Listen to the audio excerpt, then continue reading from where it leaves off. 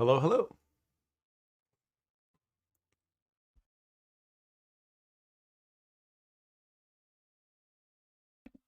Okay.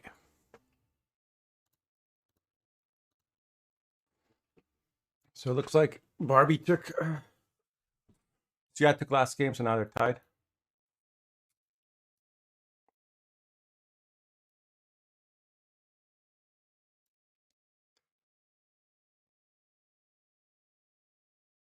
You got Knights versus Kelly. Kelly should do okay here. Let's see what's going on. I didn't see the first part of this game. Yeah, he's got a two. Uh, was Dagon already killed? I assume. But Kelly is living.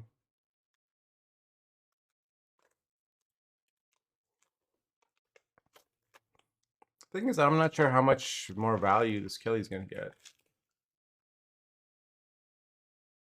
Barbie's gonna AQ the Kelly. Probably consume it right away. Yep. Gives it two veil charges. But this Erendite is gonna do wonders. Tomorrow, 3 ice cream. Yep. At this rate, the data suggests we're projecting.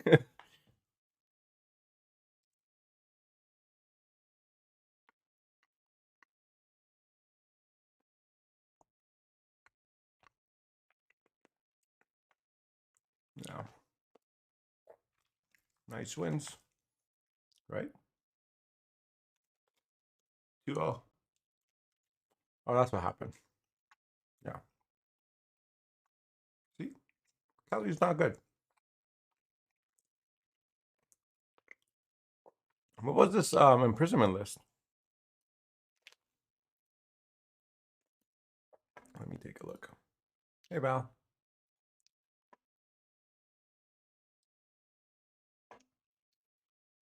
Barbie's imprisonment. One of 3 Nilfgaards. Oh, it's cultists. Barbie brought cultists again. Okay.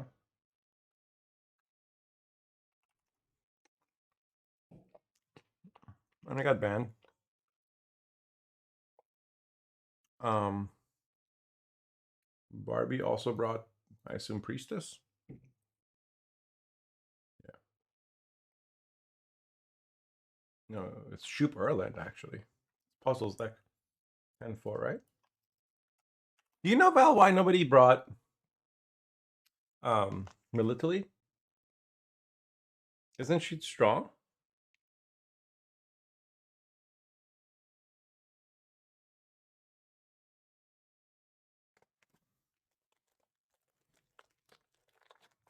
Better, Graceless. I'm wearing my contact again today.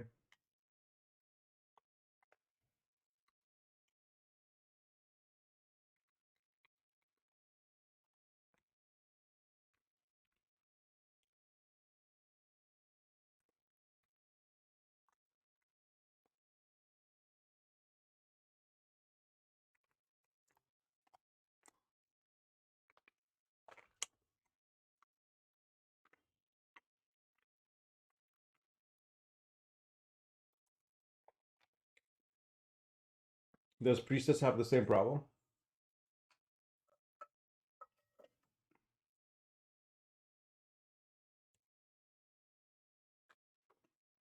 Like this, I assume Priestess also loses to degenerate stuff. They have Heat Wave. Military does not, right?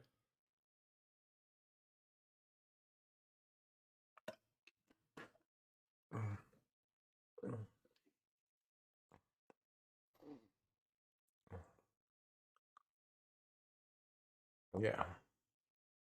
Not even a Marguerite. Because I guess all those provisions had to go somewhere. Had to come from somewhere. I mean, so we got Dejan Kelly. Sorry, Dagon Kelly. Whoops. Freudian slip against Bounty.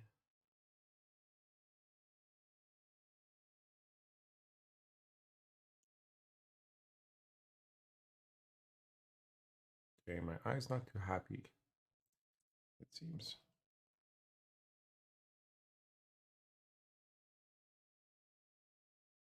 Yeah. I was really looking forward to a 2i stream.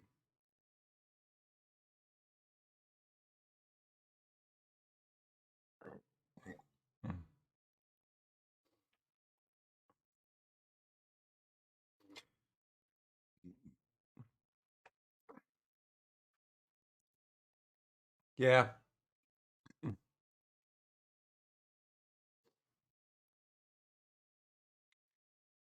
Let's see. Does this Kelly deck have? Barbie just brought all the DJ shit, didn't they? It doesn't touch him in this list. So when I played this yesterday, um, well, I wasn't against Bounty actually. It was against Collusion.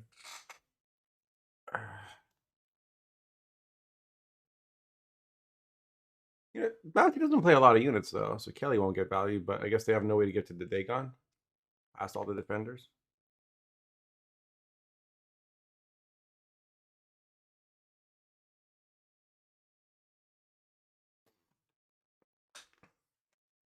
Are people going to start running like a Philippa in this? To yoink the defender?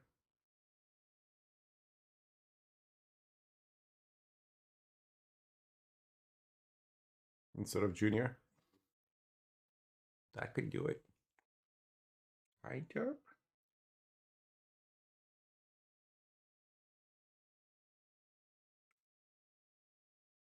Where's he going?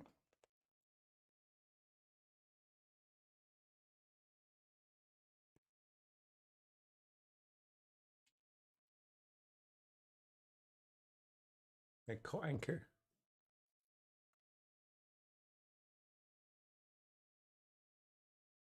The Insta Veil. Anti-sex and Carapace, yeah. Yeah, it's like vampires, right? You need to apply status. They have Veil. They have Defender. They can put Veil on, and then you're just kind of screwed.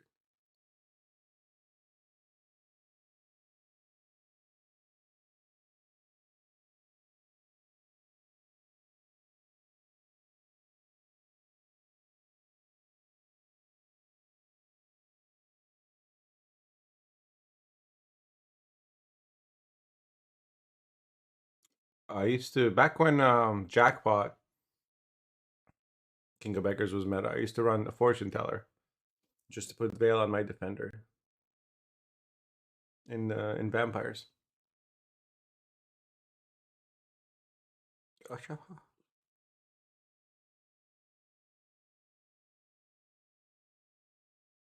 So what's the last game gonna be? It's assuming Barbie wins this. Then it's gonna be Kelly versus. It's not SK, right?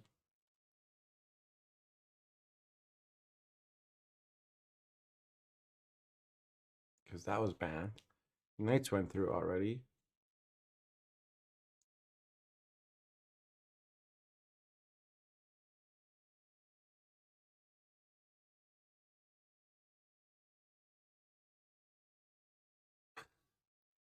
Nice Witchfinder, Keck.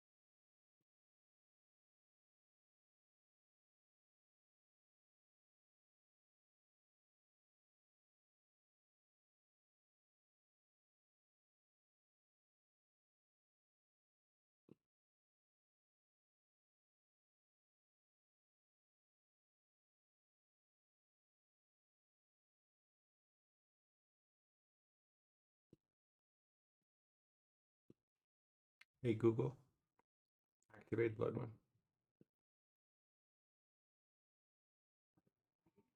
Hey Google, activate Blood Moon.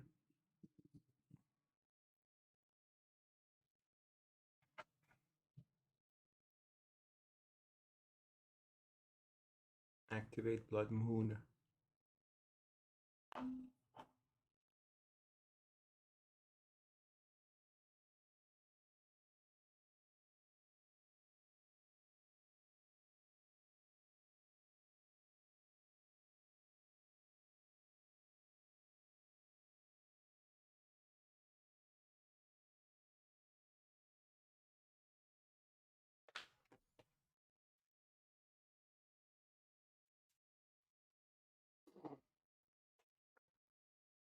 Let's see.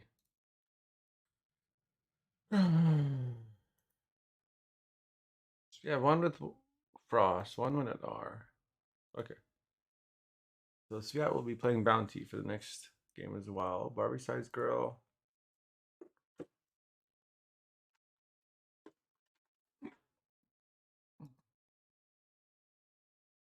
Will be playing Golden Necker Pirates, I assume? Or did they already win with that?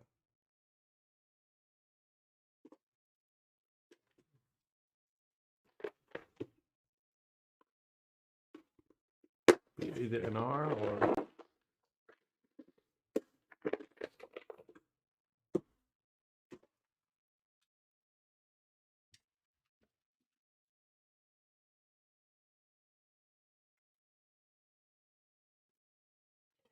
I gotta go fix my contact. I'll be right back.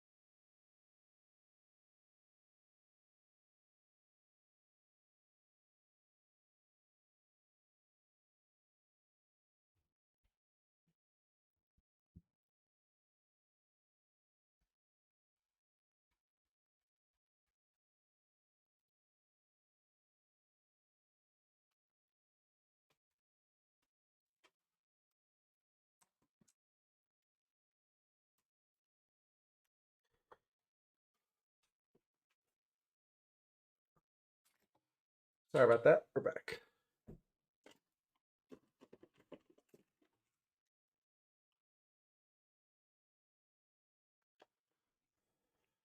So it's Bounty won round one.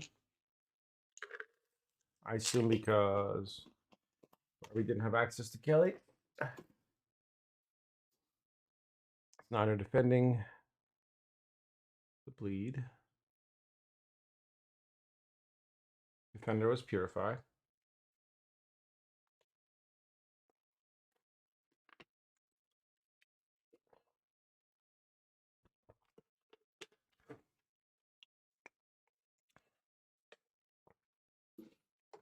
And then Bounty was given to Rockus Queen. Bounty is basically like is activated on when you consume a unit. So you can give a Death Wish unit Bounty, and then when the monster player consumes it, you get the coins for free, basically. So that's why the Peller came down to Purify to deny the coins. In the Rockus Queen is a defender. No, defender's already been purified. Here, knock it off.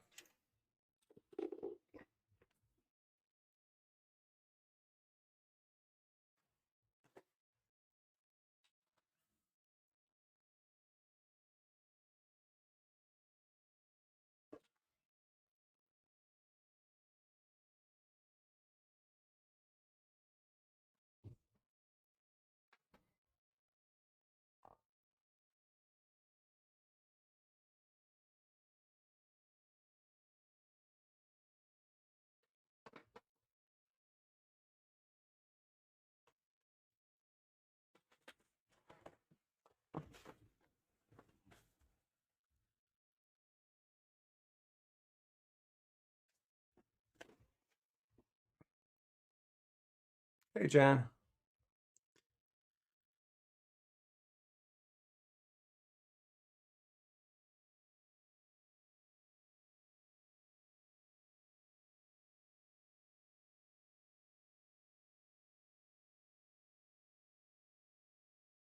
That is the last leader charge. So Hale comes out. Right now, Barbie has more units than Sviat. So even if they were to play the Kelly, it wouldn't do anything. I assume they'll play the other Harpy, eat the Peller, and then use the... Oh, never mind. They don't want the bonded value. Interesting.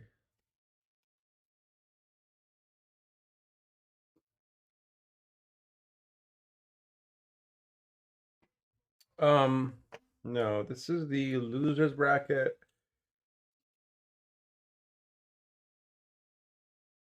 Semi-final, I think.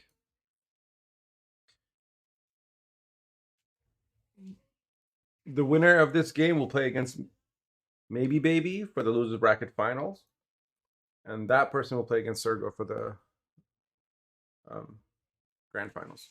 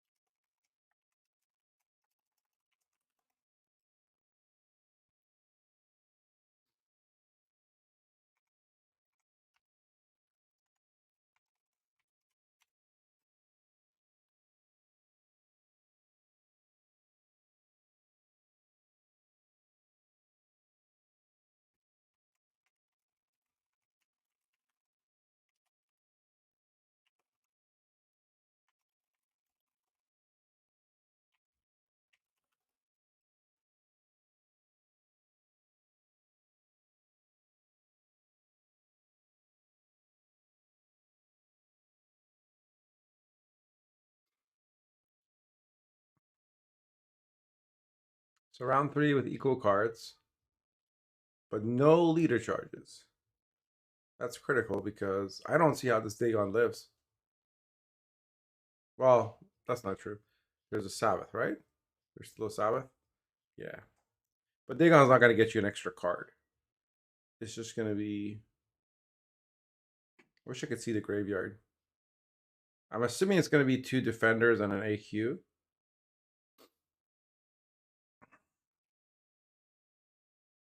And Sviat can get through one defender with Graydon, but that's it. Look at Sviat's list.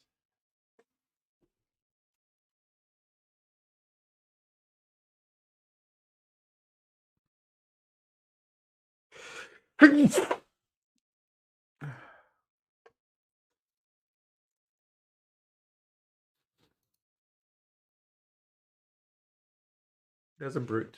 So I assume Friction was already played. Even if it wasn't, there's Friction would take way too many coins to get through to defend. Oh yeah. I mean, I think you have to because.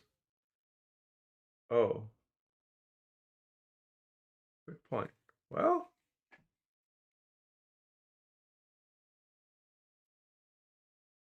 if Sviat can bank for something that gives him 4 coins, he could kill Kelly next turn. But then you just, I mean, there's this ale, you know?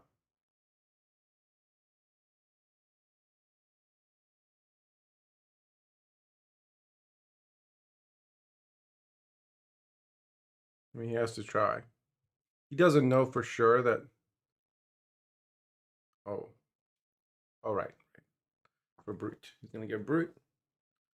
Brute will be a million coins, but also a million points. Wow. You don't have to play it this turn. The Mulligan the Scoundrel, which was also a lot of coins. Confession Extractor. Okay, there is 8 coins actually. But the question here is, do you... Oh, never mind. Gonna kill the Kelly. And then the Dagon's the next highest. Yeah, it looks like the Sabbath actually is negative points.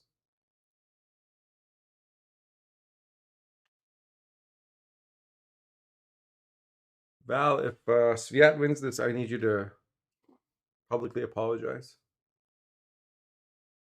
I don't think so. Wait, what did they squirrel? What did Barbie squirrel? Yeah.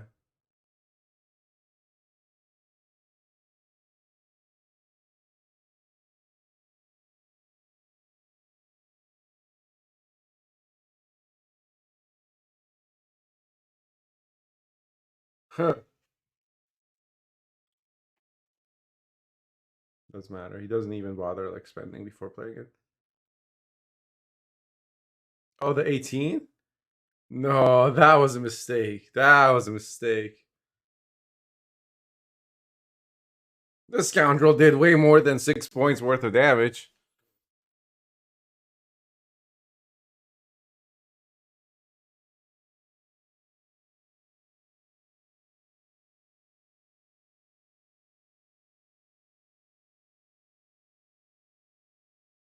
I would go for the scoundrel. Always get the spenders. But yeah, it wasn't. Round one was bad draws, but that's what happens with this deck. I played this deck yesterday, and like out of 6 games, 2 of them I got terrible draws and lost because of it.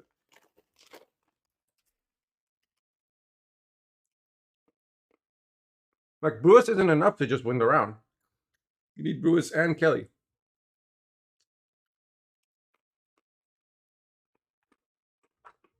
Because like Brewis is good tempo in 3 cards, but after that it slows down. There's no engines. Well, it runs Decree and Oniro. It's just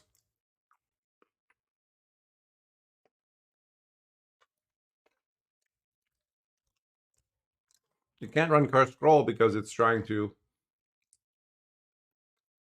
thin a lot and get a lot of tempo with Urn of Shadows.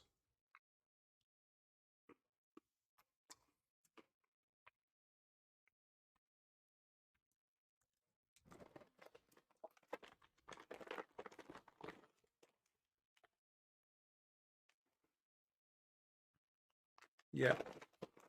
Yeah, it's also a Kelly deck that has a lot of units. Like usually Kelly decks will have 13 units. This deck has 20 units.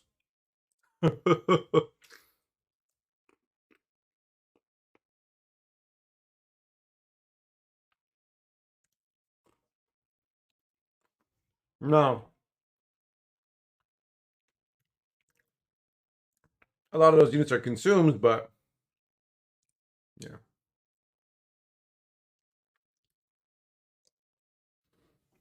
So I had to take out my left contact because it was actually irritating my eye again. It looks like my left eye is going to be resting for one more day.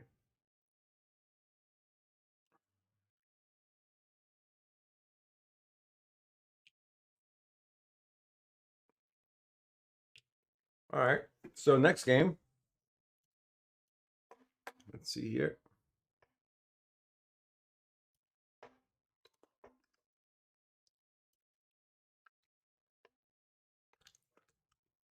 Sviat versus Maybe Baby.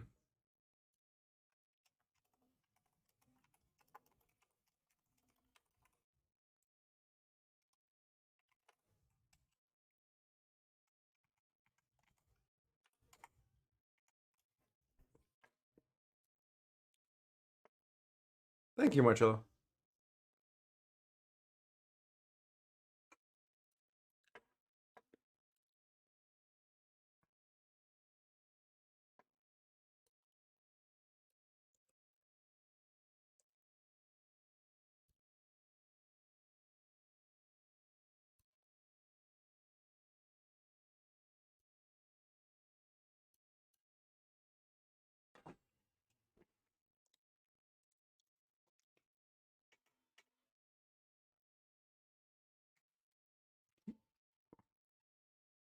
Yeah, for sure, Jan. Well, I mean, maybe if you're against like a swarm deck, you want multiple Kellys, but usually one Kelly is already like more than you can take advantage of. If you have like two Slizzers, maybe you can take care of multiple Kellys, but yeah. Playing against Centurion takes its toll. What do you mean? Did Sviat have a long series again? Oh, you're talking about Barbie size girl, right? They had to. Did they have like a tough series with Centurion? I didn't see that one. I see. Because Centurion plays so slow, or what?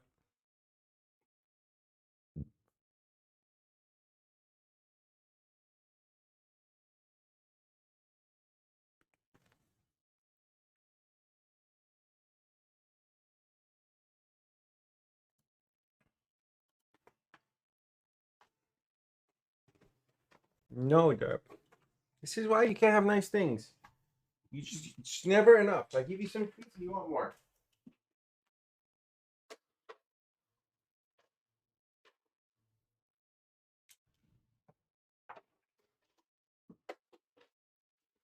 Kitty kitty.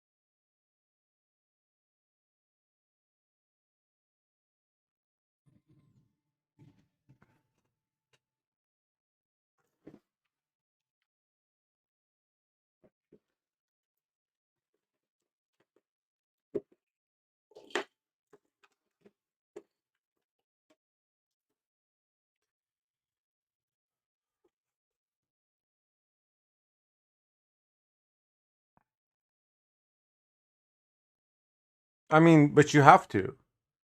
Like, if your opponent gives your defender bounty and your plan is to AQ it, if you don't AQ it that turn, he will kill it, and then you won't have a defender anymore. I don't think that's a misplay so much as that's just what bounty can do to Death Wish.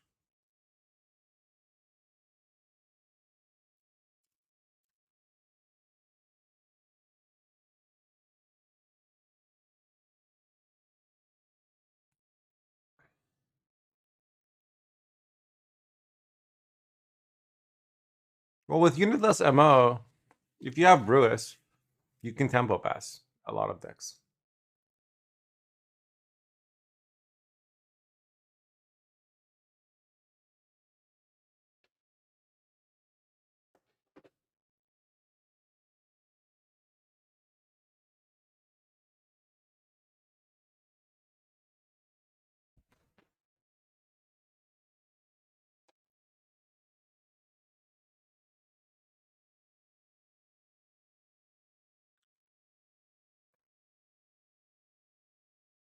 It is a free winning SNG and escape, but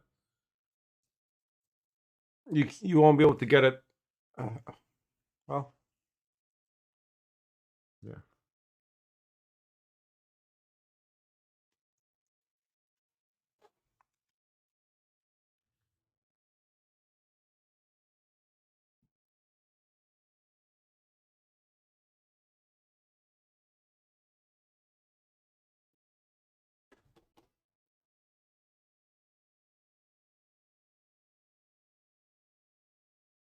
The hail, the 18 power unit.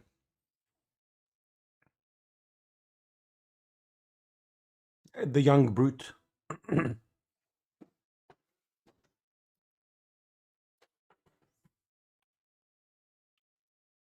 do that. I'll come up in the window for you.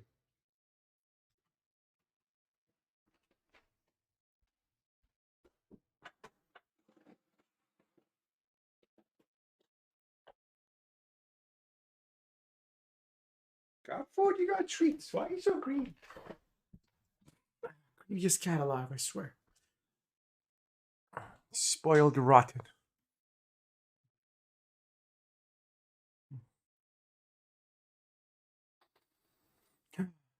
Okay. So it's Sviat versus Maybe Baby. Sviat, they both ban Knights. Knights are gone. They both have Frost. Maybe Baby has Pirates versus Sviat, who has Raid. And they both have Bounty. So let's take a look at some of their decks. So let's start with Sviat. Well, actually, let's just compare their equivalent decks. Sviat and Barbie, right? Sorry, Sviat and Maybe. So left is Sviat, right is Maybe.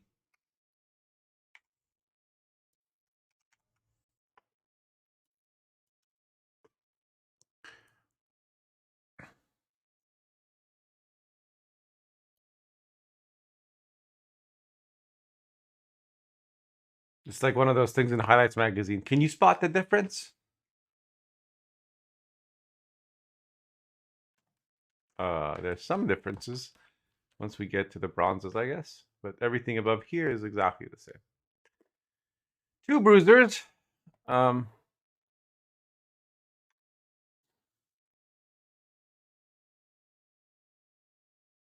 Wait, who did I say was on the left side? I forgot. Sviat is left, right?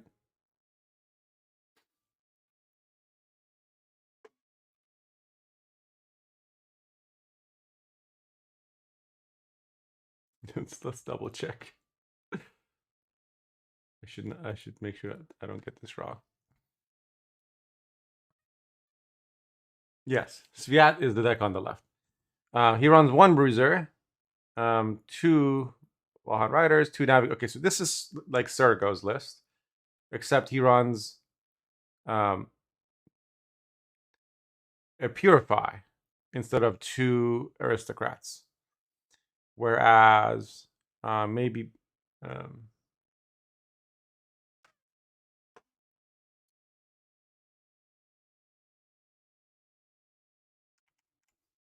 maybe Baby runs two Aristocrats and one Slave Trader and two Bruisers. What do they cut? Oh, they cut Riders. Wow. They cut Wallhand Riders, which I actually kind of like.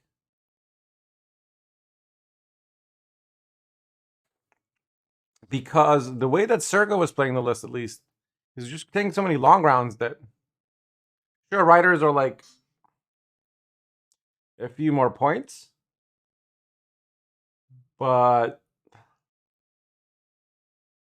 having this lock can be really powerful. Yeah, like it's like one extra control on top of the other things that you have. Sometimes that's the difference. I'd be curious to see how they use this.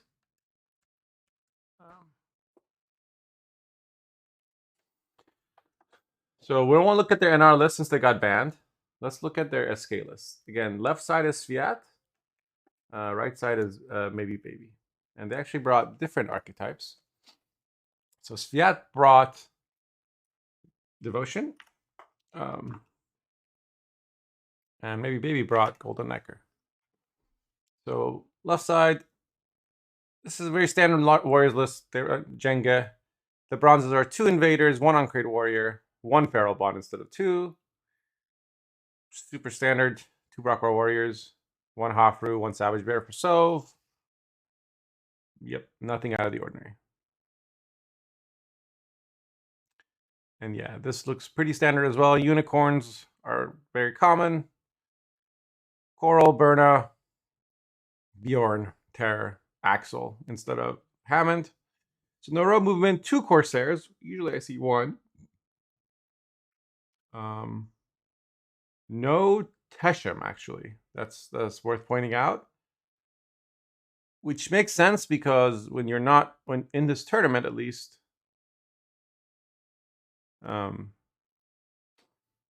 you probably don't run this. First of all, there's not that many Golden Necker decks, just this one, and you're probably not looking for a lot of mirrors. Axel's 11 points for 7, and it's also a good Fukusio target because 7 provision card gives you 6 points of rain damage, and oftentimes with a Golden Necker Compass deck, like you need to Golden Necker before you can Compass, or Compass is part of your Golden Necker, and you don't want a Golden Necker versus an empty board from the opponent. And a lot of times your round 3 is like 5 or 6 cards, so you're not typically Fukusioing a Brockvar Warrior anyway. But you're also not going to Fukusio a Coral because like you will have planned to have Compass available to you with your first Coral without having to res one, right? So by the time you Compass, you have 2 cards in deck. Why would you Coral? So there's like not any other good Fukusio targets. Bjorn kind of, but Bjorn comes out with like 5 power, right? And without Brand, no, 6 power without Brand, and 1 armor. So he's really not that many points. He's just 7 points at best, right? Terror is 7 points. Axel is 11. So Axel's always your Fukusio target, ideally. It's either Axel or Deranged Corsair or Boat, right? And it's very rare that you get extra value for the rain. Longship? I mean, in a standard Pirates deck, yes. But like I said, your round 3 is usually pretty short. You would need to, because you need to Golden Necker. You need your opponent to have like 2 units on the board when you Golden Necker, at least. 2 units on the same row for the rain to have value. So if it's like an 8 or 9 card round, sure, you can Fukusio a Boat. But any other situation, most games I've seen, you're Fukusioing Axel. And then they both have Syndicate Bounty.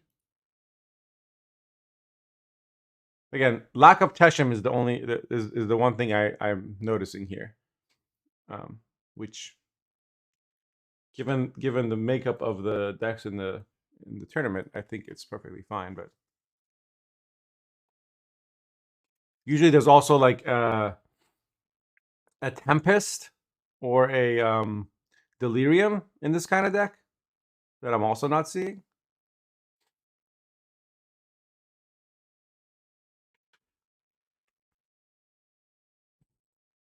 So, and they do run 2 artifacts, so 1 Vial and 1 Herrinkaduk. I see some decks only have 1 artifact. But because they don't have the like Tempest and Teshem or Delirium, they do run the Mardrome as the other special. So let's compare the bounty decks. This is Devotion Bounty versus Golden Necker Bounty. The game's starting. We'll switch to it in a second.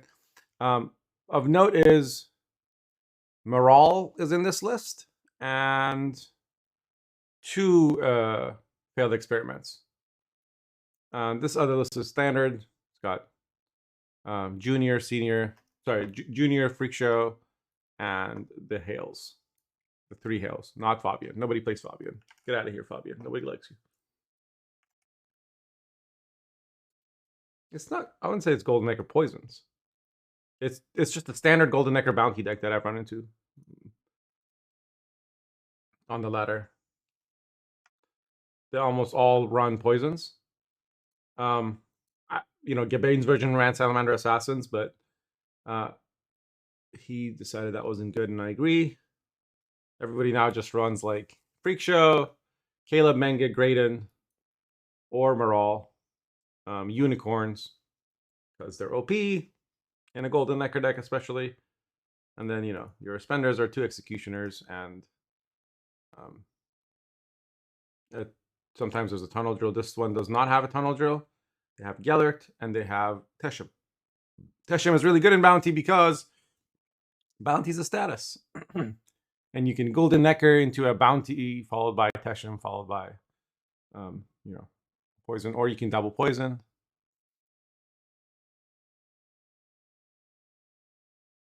I wouldn't say it's Old Line Pockets deck with Bounty flavor because it doesn't have Roland. It doesn't have Azar. Doesn't run Shady Vendors or Townsfolk. It doesn't run Mutated Hounds. It doesn't run Walter. It doesn't run Furco. It does. I mean, it's it's just how you would build Golden Necker Bounty. When you make a Golden Necker Syndicate list, you want mid any Golden Necker list wants 6, 7, 8 provision cards, and the only good 7 provision Syndicate card is Gellert, and maybe Tunnel Drill. But Tunnel Drill is not as good if you're not like playing a lot of crimes. No, if you run Roland, you have to cut Tesham, or I mean, you're not cutting Candle, so and you're not cutting Menge or Freak Show. I mean, you could cut Unicorns, but I don't think you would. Hey, Passy, somebody just requested it. I could not. Menge is incredibly good.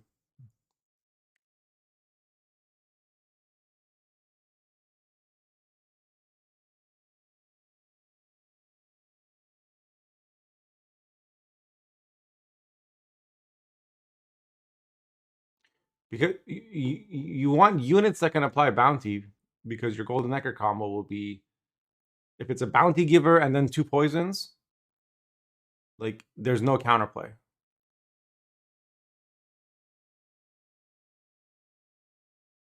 Well, okay, the Menge doesn't work in that context, but he's still like he applies a status. I mean, generally, Golden Necker Syndicate decks are good because they let you take things that take 2 turns and do them in 1 turn. Whether that's poisoning something or bounting something and killing it, or both, or some combination thereof. That's the power of Golden Necker and Syndicate.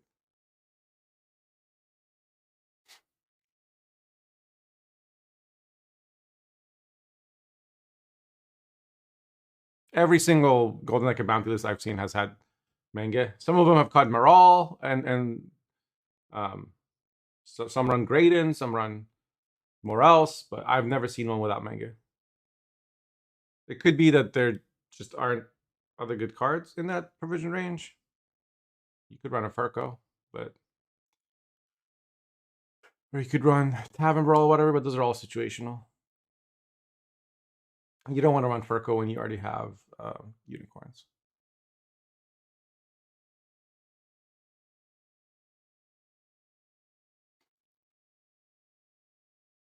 This particular list also has 2 failed experiments, which is very rare. Usually I've seen just 1, but not very rare. It's just notable. Anyway, round 1, Sviat is winning on even with Bounty against Golden Necker Pirates, which is kind of important. Axel's going to come down for 11 points. Hopefully try and even things out. Is he going to click the boat for armor? No, there's no reason to. He has no cards in his hand that benefit from that. Oh, I guess he does click it. All right. Not sure why. Is there something he can... Maybe he wanted to ping it a second time and then use Decree to play Bjorn.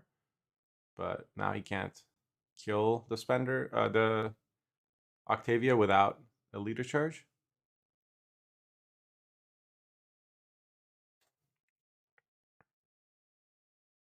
I feel like you have to smork against this Skellige deck.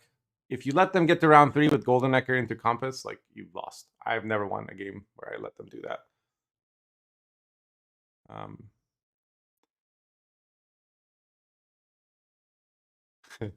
Feels like, oh, I have to kill another one. Boris in the Kicker Bounty deck instead of Menge? Boris? Holy shit. Okay, that's so copium. I wouldn't call Menge a spender.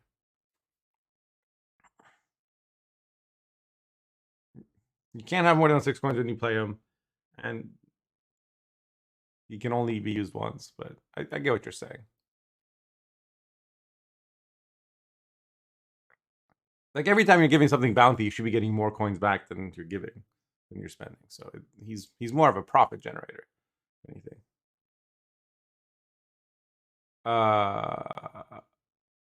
Maybe baby is, I guess, gonna compass into. Well, I guess you can just compass twice with this deck, right? Yeah, he draws the compass. Golden Necker is. He has to Lippy, right? Yeah, he has to Lippy. He's one card short because of Scoundrel. Scoundrel made it so he can't compass twice without one of them being Lippy. Other than vendors and Caleb. The deck is coin starved. Because you're not running like a polarized list, you're not running 4P coin generators like Scoundrel, sorry, like Scapegoat or Mutant Maker or whatever, right? And so the Gold Necker bounty lists all have ways to do damage that don't require coins. And shady vendors now are a big coin sink. I don't see anybody running shady vendors without King of Beggars anymore. Yeah, see, Elfin said they felt coin starved. He should have discarded the decree. But then he draws it with his Golden Necker, right? When you say discard, did you mean mulligan? Or like literally discard it now? Just to be uninteractive. Every time you spend 3 coins with Caleb, you should be getting more than 3 coins back. He's not a spender.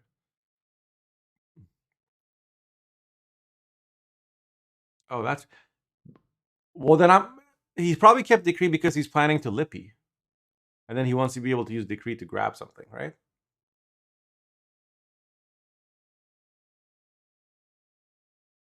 Oh, in round 1? That's weird. All right, enough of me talking about decks. Deck building. Let's talk about the game. So Yats just being very, very annoying by being completely unattractive against pirates.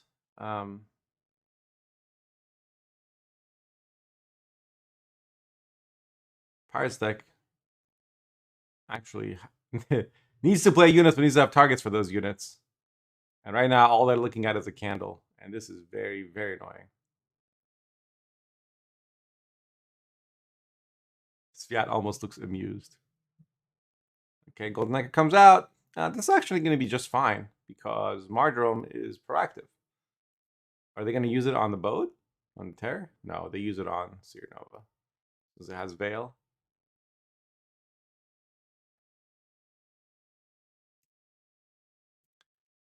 Was Kurt already played in round 1?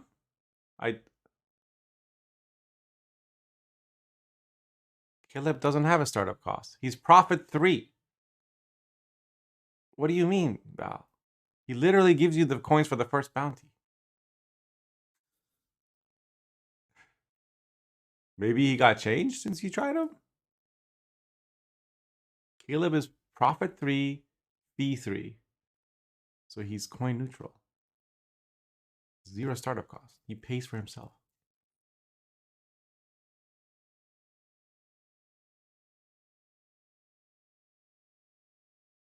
He's just his floor is a 5 power witch hunter. That's it. Anyway, I'm moving on.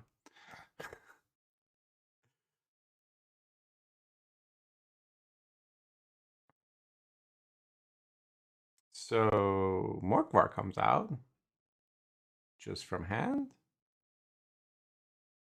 This is so painful to watch.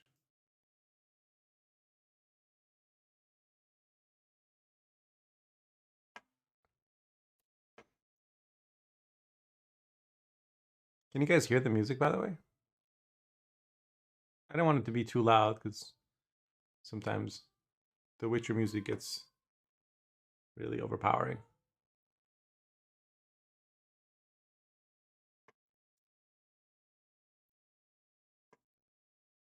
Okay, I'll turn it up a little bit. I love this music.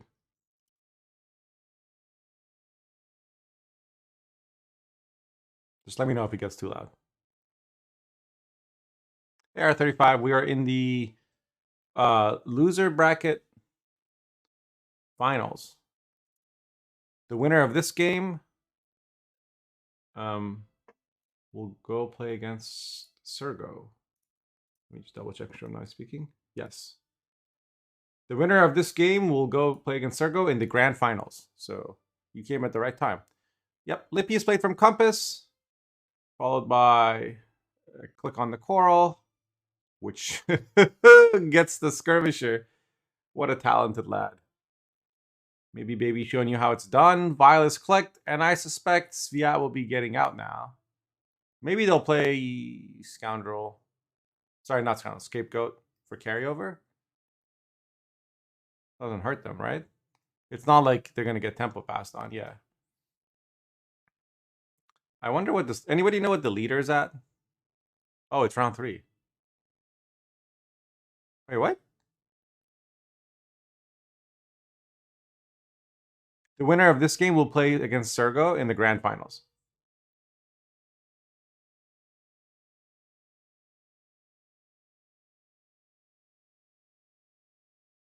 Wait, what happened in round 2?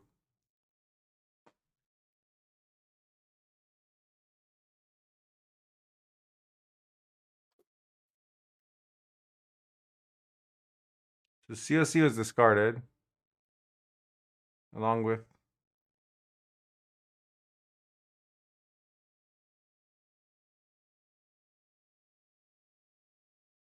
He just dry passed in round 2? Oh. Okay, so now you need to get 50... 51 points is needed from Sviat. He has 7 coins. He has a Hail, and he has a Brute. And a leader that I don't know what it's at.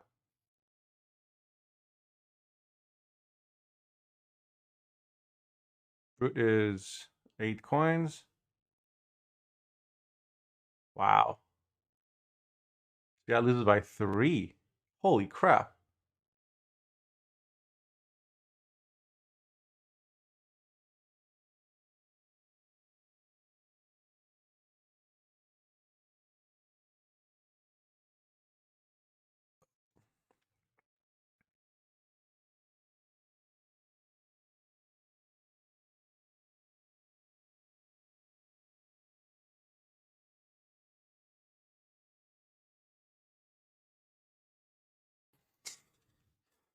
I mean,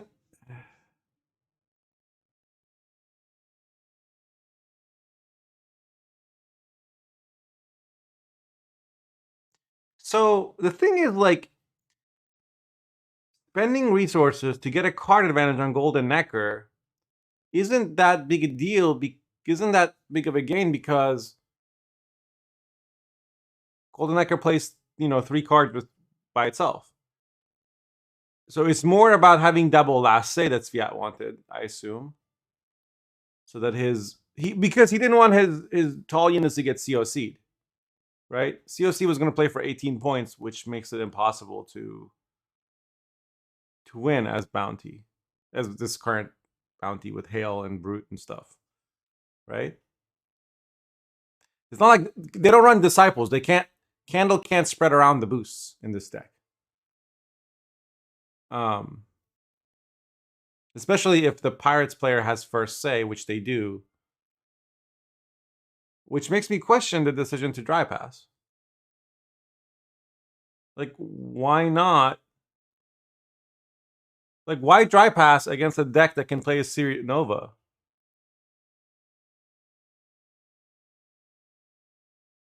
When you dry pass to them. You're literally gaining nothing. Right? You're just giving, like, you're gaining a card, but they're gaining 8 points. And that's the same thing.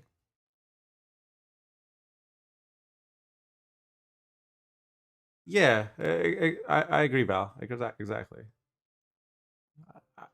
I mean, they must have tested this line and it worked, or maybe they just, like, it's a Doom matchup and they were just going for the... And I mean, to be fair, it was close, right? It was very close. And like, let's say the coral doesn't get the skirm, that's the win. So it's like easy for us to sit here and like judge him after the fact because he lost by 3 points. But if that coral doesn't draw a skirm, he wins. Yeah, this is a frost mirror. The only difference is, or the main difference in the decks is maybe Baby is running a slave trader and two bruisers, whereas Sviat is running an aristocrat and a purify. It'll be interesting if the purify is used on the slave trader target to negate it. Sviat's also only running one bruiser and red riders. Wild Hunt riders, whereas maybe Baby is not. There are no Wild Hunt riders. So, in theory, in a short round, Sviat should be favored if they both have their Oberons or whatever.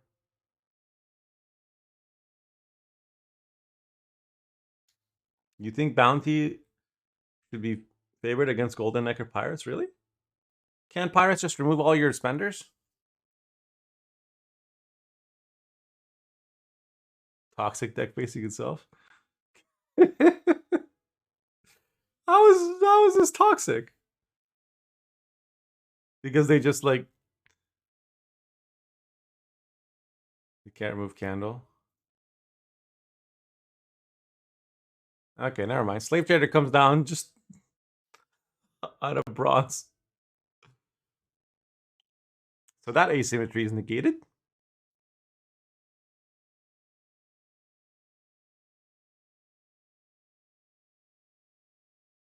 I guess maybe he's just red coin abusing. Well, because Sergo showed them that Frost poops on NG. And so they all switched to Frost. And then Sergo switched to NG. He didn't bring Frost. Giga ahead. I mean, this is the narrative I'm making up to make things. I don't know what Sergo was thinking. Yeah. But it's funny. I like the storyline.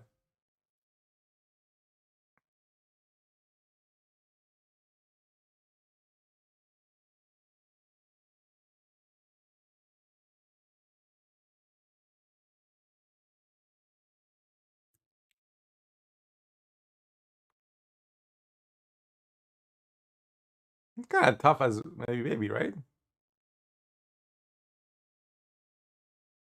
Oh, you just pass. Makes sense. Probably the last pass you're going to get.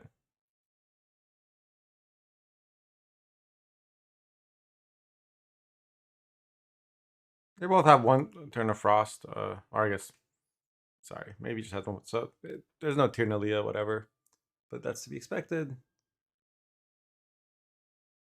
Does last say matter in this matchup? Or rather, is there going to be a big Granthir Golden Child?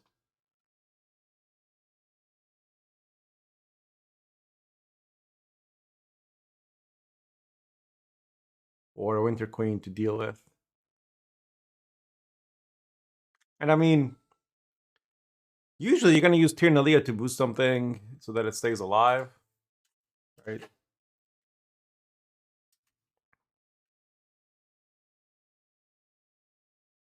And like Fallets are probably your most valuable card in this.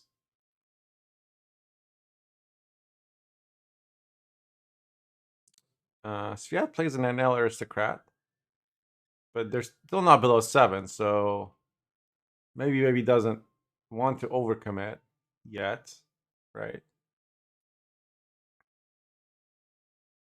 I guess Navigator is what you play. It does put you ahead also, so you actually don't have to play another card if maybe he passes, which, and I don't see why they wouldn't pass. Oh, they choose to bleed. And they use a leader charge to get the fog up to set to 6, which with the aristocrat takes it to 7. Maybe they're saying, I have an aristocrat. Um,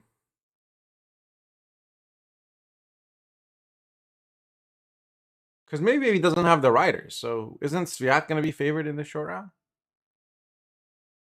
Imler's Wrath comes out on the Foglet.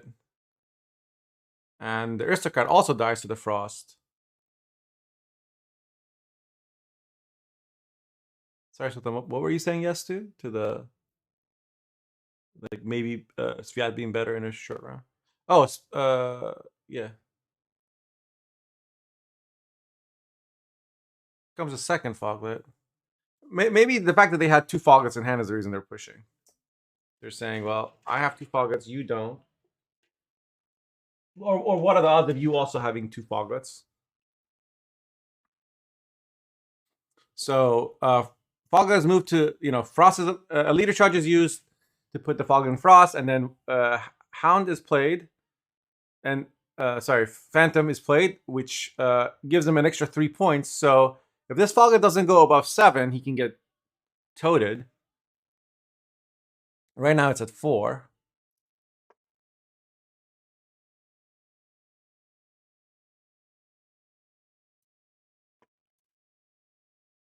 Tyrannalia comes down to protect it. Makes sense.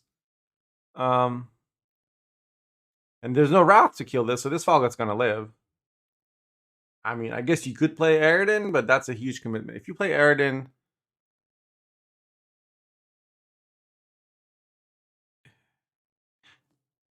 I guess if you play Aridin, you haven't played your Tyrannalia.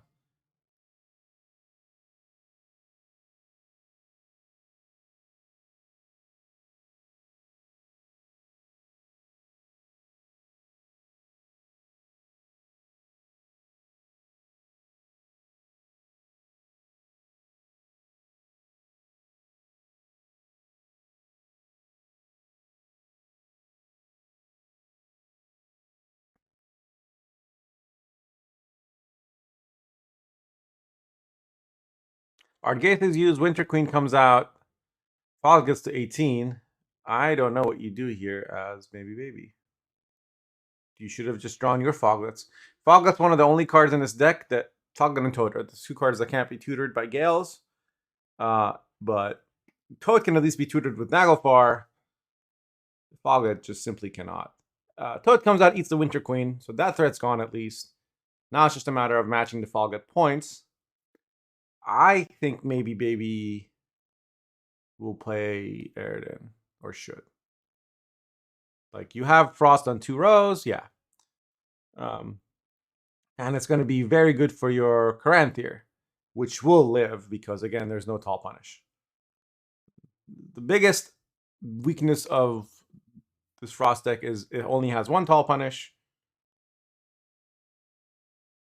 because it's a monsters deck and it's devotion.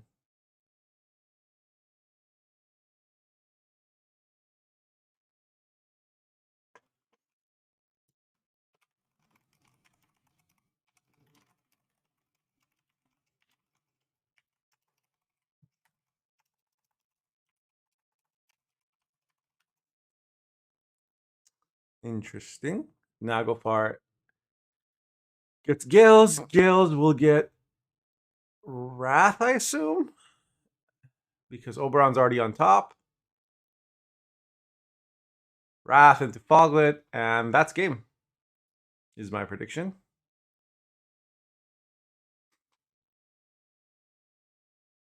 Tyrannalia needs to come out now and be applied to the Phantom. Otherwise, it's going to die for Sviat. You guys remember when Gales was roll locked? At least they fixed that.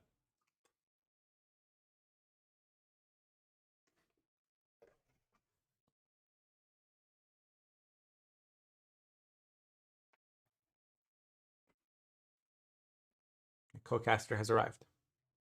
Yep, here comes Caranthier. I guess the advantage of winning round 1 is you can decide if you want to all in if you have a good hand. I do, Val. It was my favorite card. I used to play Gales with the Death Shadow leader, which is what we had before Overwhelming Hunger came and ruined everything. And I used to play Manticore, Imperial Manticore with Gales. It was my favorite combo. Manticore was my Gales was actually in my profile as my favorite card or whatever.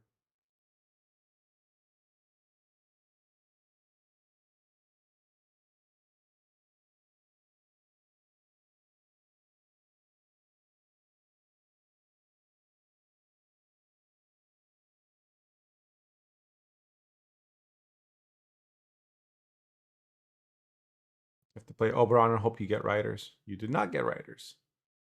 How much Frost is there? 8. That's good. That's points. Wait, what? Can we see the Cranthier again? It's got to be more than 1 point. He's getting 12, actually. Oh, he doesn't even need it. So he keeps card. Holy crap. Because of Winter Queen. That's why. I forgot about the Winter Queen. And, yeah. Now, maybe Baby is in trouble. Maybe he does have Oberon. Sviat does not, but Sviat has Cranthier. Mulligans the Ardgaith. And draws into Red Riders. Feels bad, man.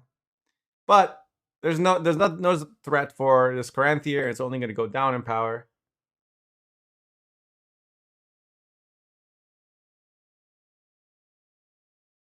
Yeah, no, the position on the board is opposite of where their cameras are. They're not switching the camera positions each game. Because blue coin is always on the bottom. So Sviat's like, how do you draw everything? You miss nothing. You play everything. I'm making stuff up. Here comes Erden for Sviat. I don't know why Sviat's so distressed. He's got this. Right? He has to Naglfar into... Oh, shit. Oh, right. He doesn't have this. Right. Wow.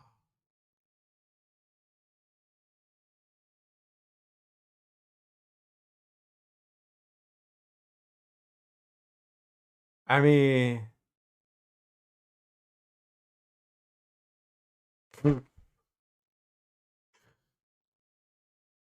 Oh, my God.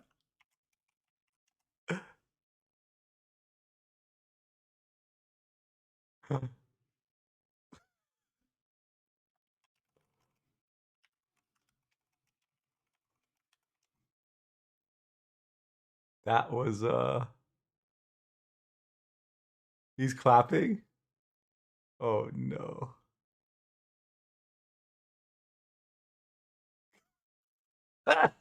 Oh, my God. Oh, Sviat's gonna be on tilt.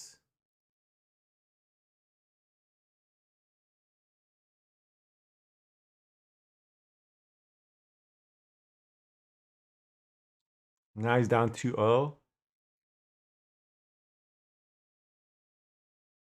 First, he got manhandled yesterday by Sergo. Now he runs into this mirror where he has to play blue coin and loses round 1. His opponent gets 2 Falgas round 2. He keeps card, but has to play Oberon. And in round 3, he drew all his golds, which made his Naglfar a brick. So he mulliganed his Ardgaith, and he drew Red Riders. He had to play his Cranthier, or else it would have lost value. So he couldn't go uninteractive by playing a bunch of Frost first, on an empty board, denying his opponent value. So he had to play his Cranthier. Once he did, and he had to play... I mean, he's already got units. He might as well play his Erden and get points out of that. And his opponent just played Oberon into NL Conqueror into NL Conqueror. Because even though maybe Baby smorked all in round 2, got Winter Queen out, played both Foglets, played Imler's Wrath, and played Oberon and Erden.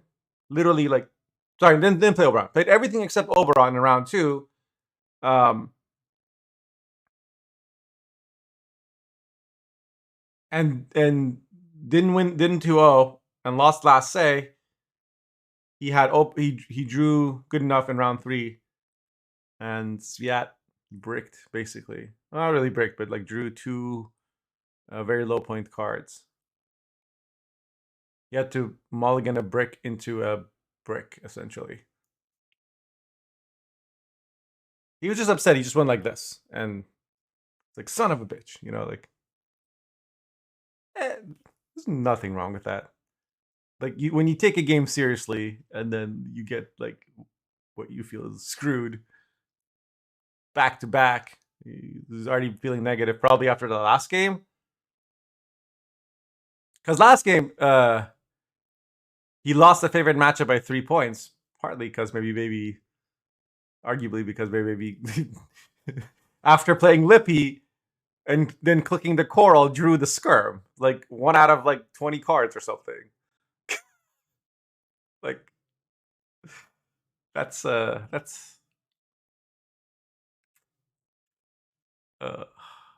but I don't see how Sviat wins this anymore. Like, regardless of the matchups and everything, just the mental, like, he's toast. I don't see him, like, just seeing that reaction, I don't see him coming back to win this. But let's take a look at the decks real quick. So both players banned knights from each other, right? Maybe Baby got Frost through and got SK through. So maybe he only has the Syndicate deck. Wait. Yes, Frost and SK went through.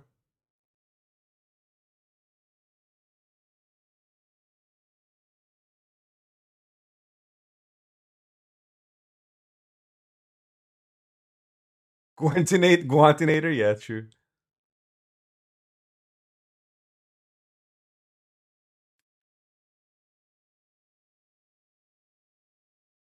Now Sviat can play.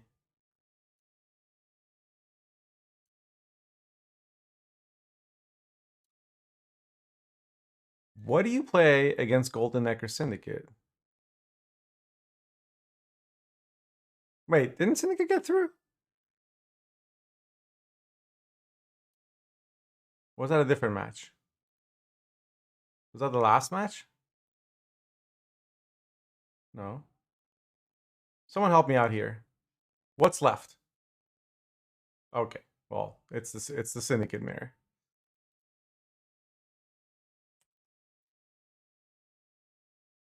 So Sviat picks the Devotion Bounty deck. He thinks the Devotion Bounty beats Golden Necker Bounty. Isn't it the other way around? Or rather, he knows he has to get this through. He might as well pick it on the coin where it prefers. But I feel like I remember Gabain telling me that Golden Necker should be favored in this matchup. Is that accurate? Correct me if I'm wrong, Chad.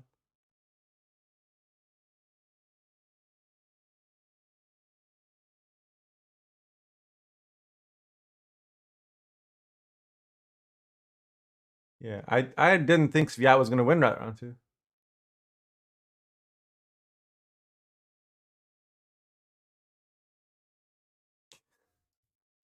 Gellert, immune card. Oh, Bounty loves immune cards. Well, they could play. No. So Sviat could play Hail, draw Scoundrel, play Scoundrel, and then play Witchfinder. And then, if everything lives, Witchfinder could put a bounty on Gellert and kill it. But, you know, that's a lot of time to have tall units on the board against a player who's playing a bunch of poisons. Here comes a Veil unit to hang out with the immune unit. Oh, Brawler. Right, Brawler.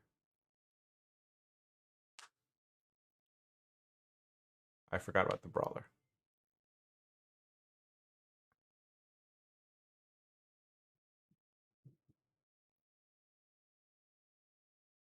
So Sviat has just played a Confession Extractor. That's it so far.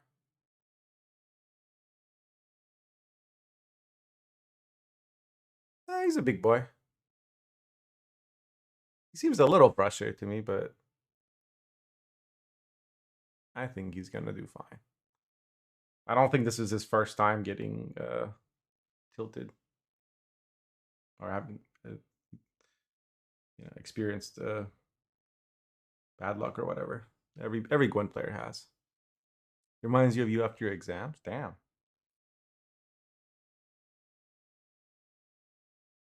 Oh yeah, Gellert does purify himself every turn. So you actually can't even kill him with Scoundrel. Okay, so Brawler comes out, pings a few times. Hysteria gets used on the Brawler. Brawler pings the Serenova down to 6. Junior comes in and finishes the job. Do you spend the coin? No, there's no reason to spend the coin with the Brawler, right?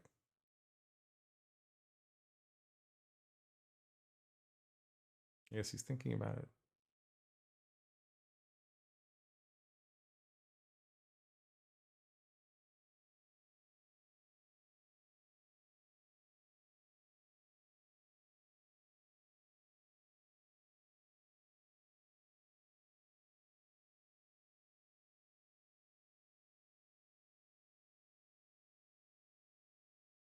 I have a happy kitty.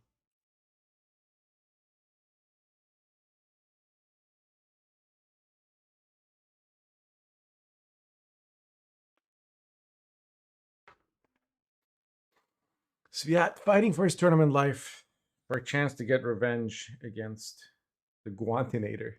That's Full House calls him.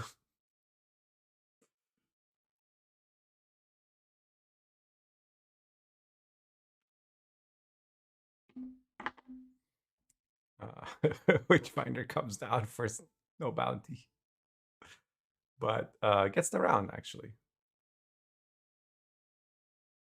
Interesting. I guess maybe we wanted to deny any carryover for Brute. And it's not like bounty can really, the current bounty decks can't really push round 2, right? Because like you can just play uninteractive against them until they until they pass, and then you get to play 2 cards to catch up. So they'd have to like. It's not that you're gonna lose card while pushing, but it's like you're not gonna gain anything in terms of a trade, and you're gonna have to spend more expensive units than they are. And if you like, I mean, you play Scoundrel, they're just gonna poison it, and then you're just out of Scoundrel, right? For round 3.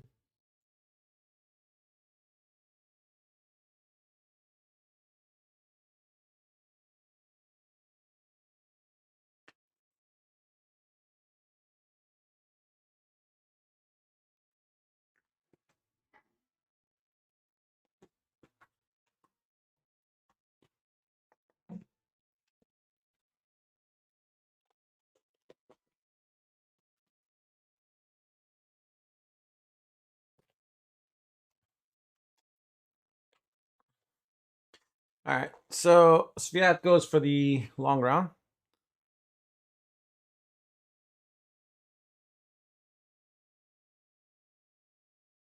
So like, yeah, R35. If Sviat had played the Scoundrel and killed the thing, okay, he's got 12 points on the board. Maybe Baby plays Fist Deck. And then what do you do as Sviat? You just have a Scoundrel there looking pretty. Do you play Witchfinder? Do you play Freak Show? Like, you're just putting like gold on the board, right?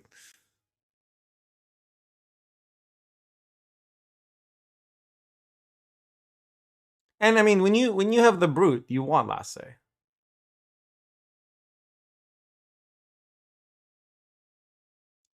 I mean, Bounty is just a bunch of important cards and a bunch of like coin generators and bounty givers. And the coin gems and bounty givers usually like you need a target.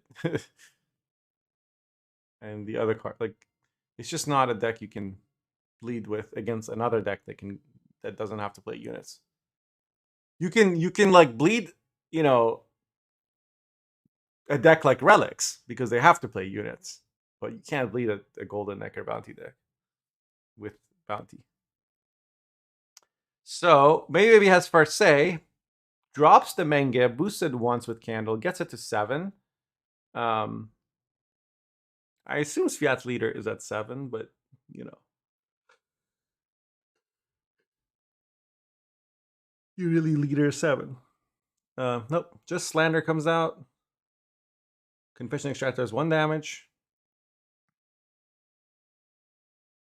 There's no reason to kill it the same turn. It's not like it's going to do anything when you have an empty board, right? So Sviat's passing. Yep. Purify comes down, removes the bounty from Caleb. It's kind of like maybe he doesn't have a lot of choice here. I don't believe Sviatlas runs any poison, so maybe he's also free to poison one of their own units just for coins.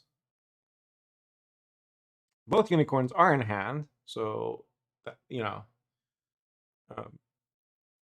The unicorns, if you haven't seen them, depending on which you play first, they either do 3 boosts and 6 damage or 6 boosts and 3 damage and draw a card. So either way, it's, you know, 14 points and draw a card, which is a lot of tempo. But also it can be used to kill something that has bounty on it without spending coins. So think of him as a coin gen. Yeah. Morale was one of my most hated cards when I started playing. Still kind of. I still have PTSD from it.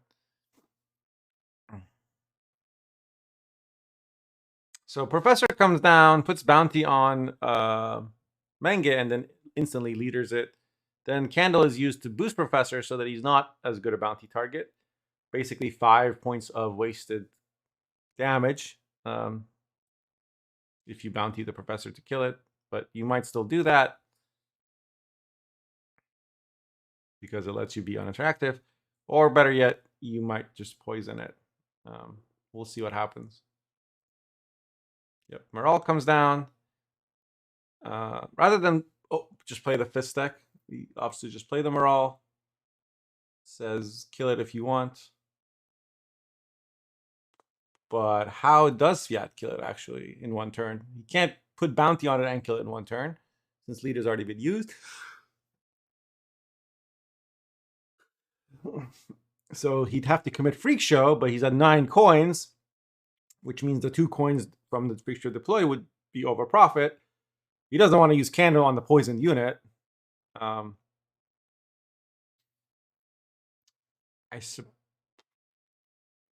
you don't want to play like another important unit like a Witchfinder or something.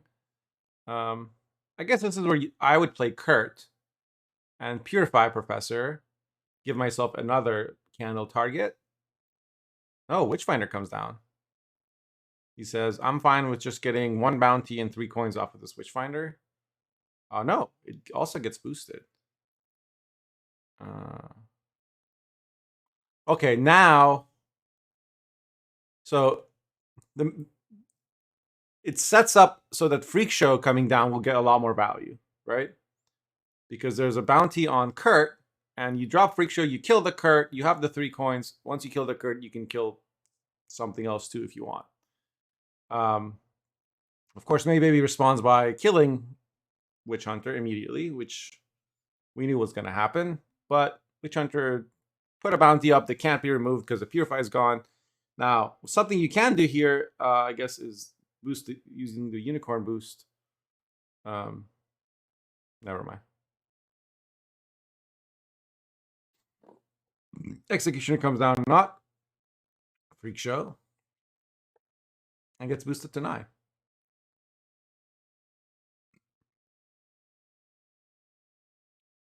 Hail is up to 12 now. Maybe Baby's list does not run Hail, right? Yeah, there's no Hail. I've seen people cutting Hail from this Golden Necker Bounty list. Makes sense to me. having an 18 power unit. It's always dicey. It always feels dicey.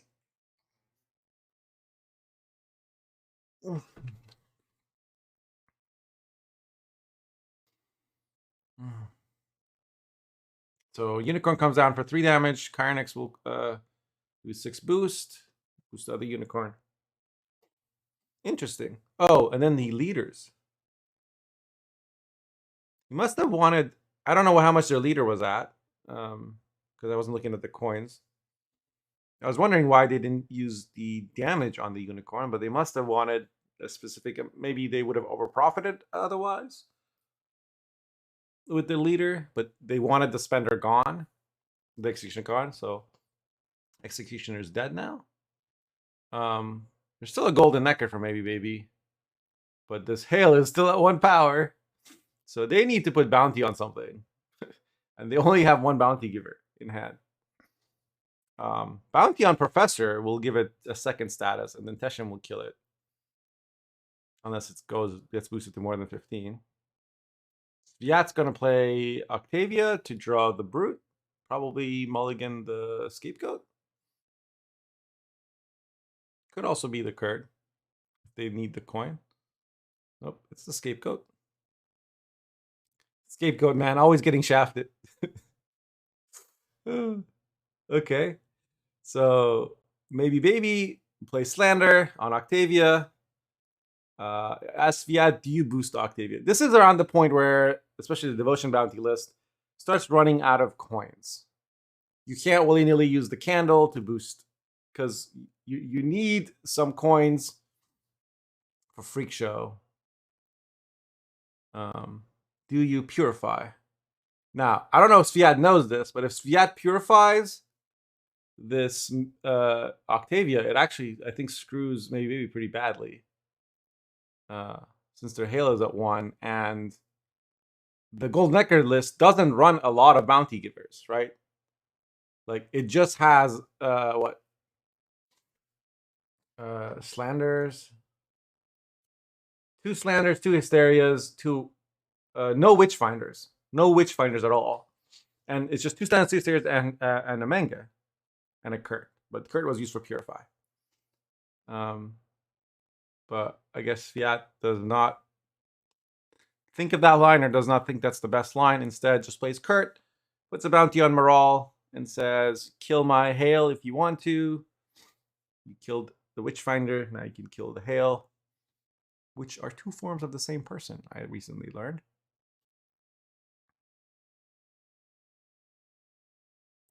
Freak Show comes down for maybe baby, takes care of the Hail, still sitting at 8 coins. Not much reason to kill anything else. And I think you probably want to boost this Freak Show once with Candle. Leader is used instead. I don't know why.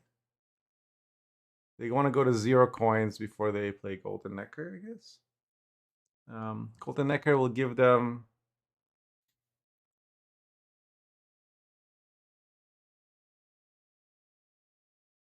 I assume either a Slander or a Fist Deck as the special. So Sviat plays Freak Show. Gets them all to 1 health. Are they going to leader it?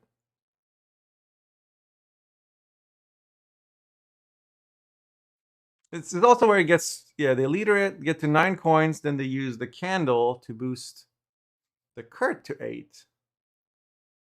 Oh, I think maybe baby got the Kurt low because they have a Hysteria in the deck. And they want a Hysteria to just get coins. But this denies that play, I guess. I wish I could see the decks. I'm going to need to start doing a better job of tracking cards in decks, which is probably good practice for, ladder. Teshem comes down, takes out the Freak Show, which was at 5 power. So the Freak Show's gone. But Sviat still has a Scoundrel. Are there any bronzes left, though? And can you afford the tribute? I guess you can. You have 3 coins. So Scoundrel comes down. No tribute, I assume. Yeah, no tribute. Instead, just all 4 coins are used. Yeah, there was like not much else left to pull out anyway. It was either going to be that or a 6 power failed bomb experiment, which would have, with 2 coins, 2 of the coin artifacts would have been enough. All right, so here comes failed experiment and a fist stack. So down goes Professor, which already had a poison on it. And now this will give him another failed experiment, but he's lacking the coins for the second poison.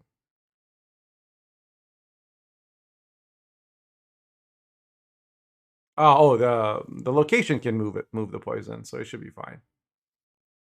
Brute comes down, gets a bajillion coins and 6 boost. Has anyone in chat tried bounty with jackpot this season? I mean, I keep seeing these brutes with like so much profit go to waste.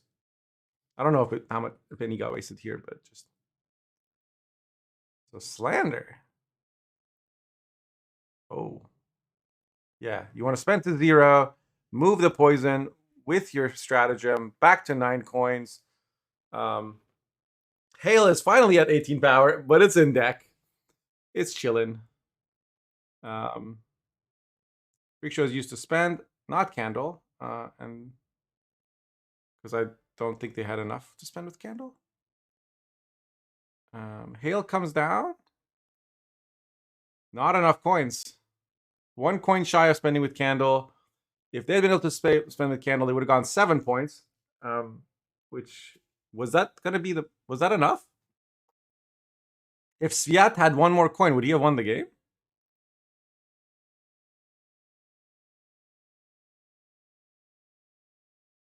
Maybe, baby. Just plowing through Sviat. Okay, and no, it wouldn't have been enough even if they had 1 more coin. So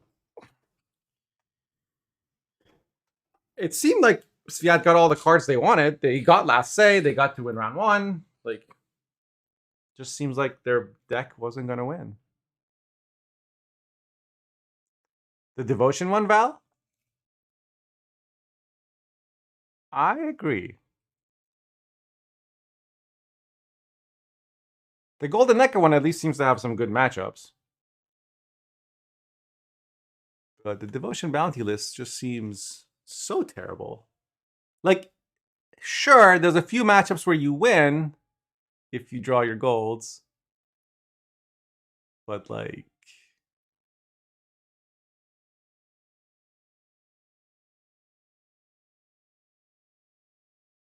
yeah.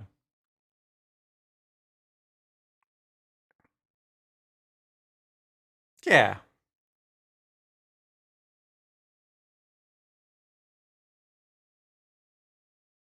Purify his Scoundrel and Candle his Clown.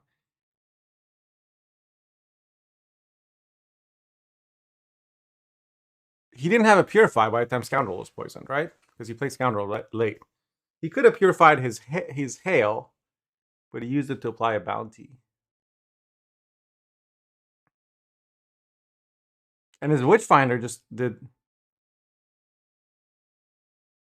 no, he used Kurt to purify Octavia. Sorry, he used Hail to apply bounty when Octavia had bounty on it. So he had already played Kurt. He could have saved Kurt for Scoundrel, yes.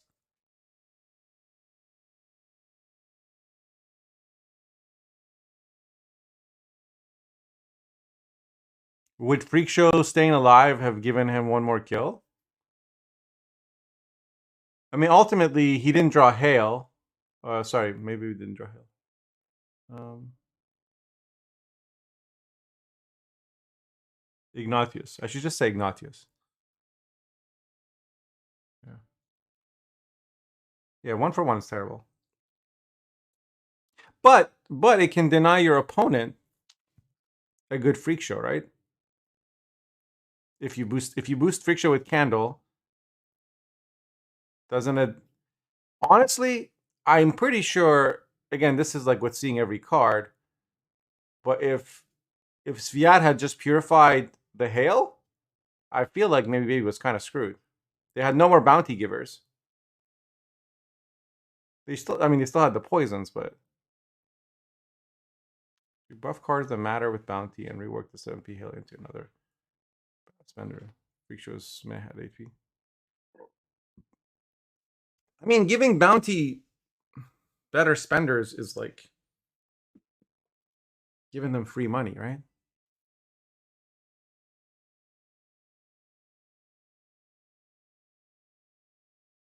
But it's not a 1-for-1 spender if there's a bounty on an enemy unit, technically. And I mean, Rock Slide is an 8-for-8. Spear is a 6-for-6. Lots of removal cards are 1-for-1. That's because removal has more value than points on your side, right?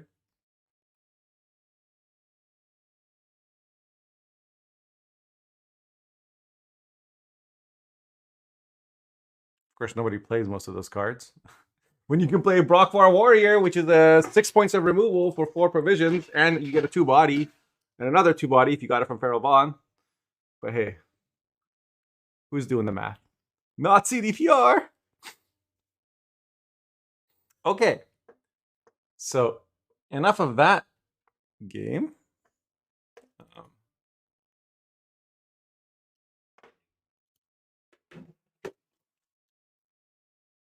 My cat has decided to declare war on my desk. Let's pull up the bracket. There we go. So maybe 3-0's Fiat after losing 3-0 to Sergo. So now maybe he gets a second chance to go back to Sergo and say, I am not the same person you demolished, an hour ago. Copium. Bounty needs setup? Sure it does.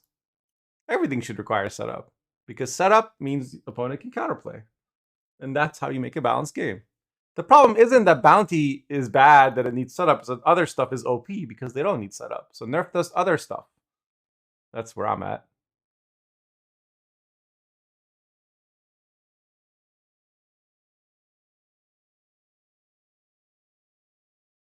Yes. Morale living was very, very bad.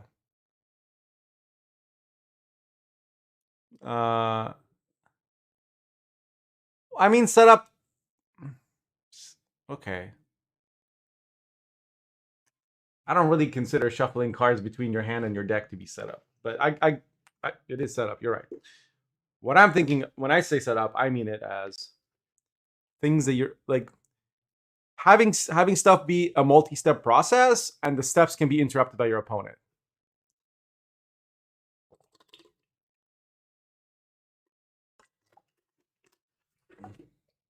For the purpose of this discussion, that's what I'm defining setup to be. Not just multi-steps. Steps that can be interacted with. So,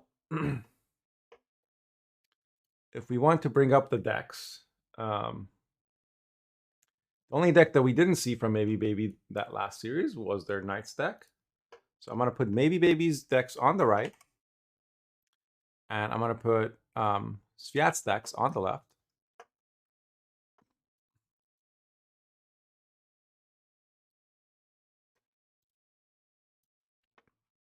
High quality production here.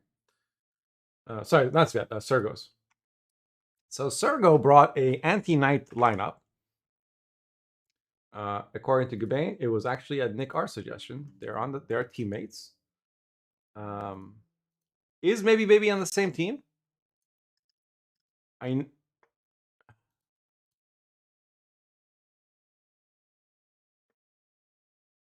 these are the 4 decks for each player.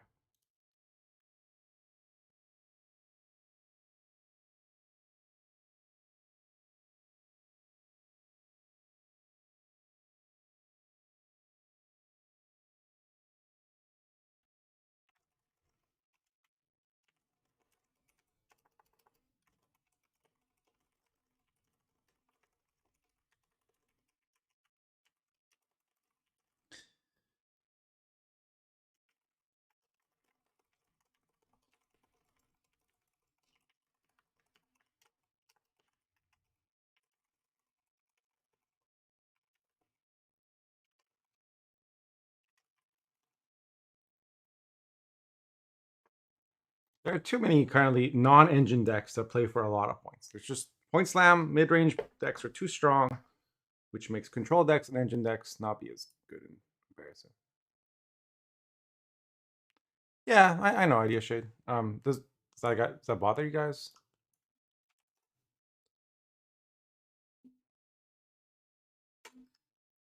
I mean, I recognize the cards, so.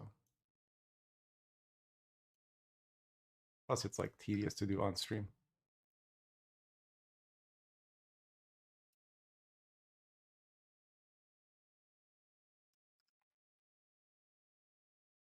Anyway, these are Sergo's decks. So, Scoia'tael Precision Strike with Geralt, Heatwave, and Curse of Corruption. Vanadane, Feign Death, Simless, etc. is pretty standard. There is 2 Dimeridian Bombs, a Vial, an Offering, a Gourd. So this is like an uninterrupt. Think of like the old elves, but then instead of like payoff cards that benefit from having a swarm of elves, which can be countered by killing said elves, they just have specials and carryover and tall punish and gourd.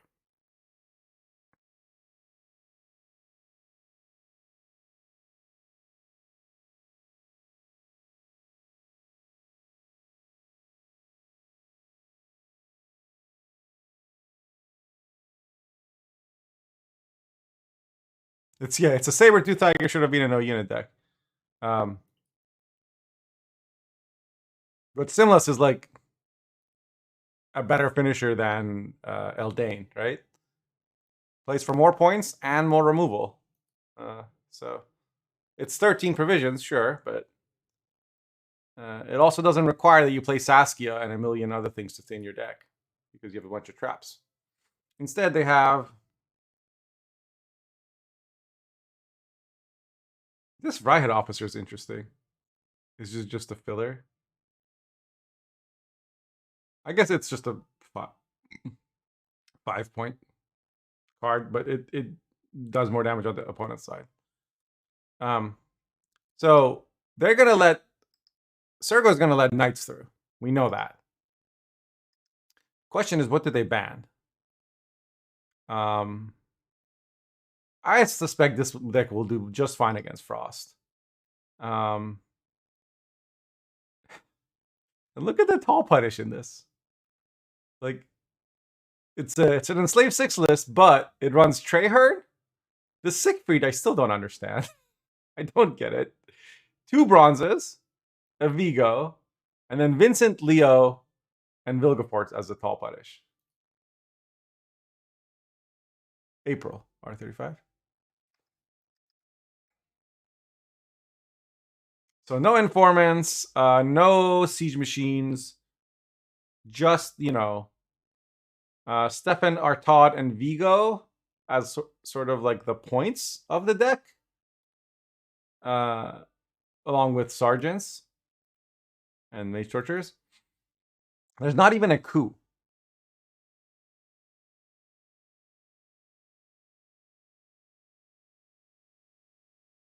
Yeah. Siegfried for Kelly makes sense because you purify all the defenders.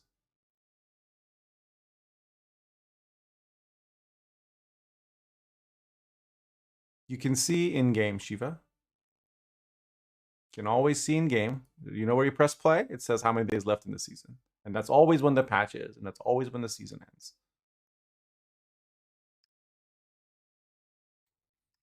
And then this is the Shoop Onslaught deck, which runs Heatwave, Muzzle, Shoop, Redea, Geralt. And then, no Coral, but there is a Berna. There's a Bjorn. Like, the only things that benefit from this leader in this entire deck are 2 ships, right? 1 Ankret, 1 Dimid. This Dimid Pirate, I suppose, although it doesn't really matter because there's no Croc on Crate. And this Bjorn. Now, you could Compass into a Croc, potentially, but you're probably not gonna.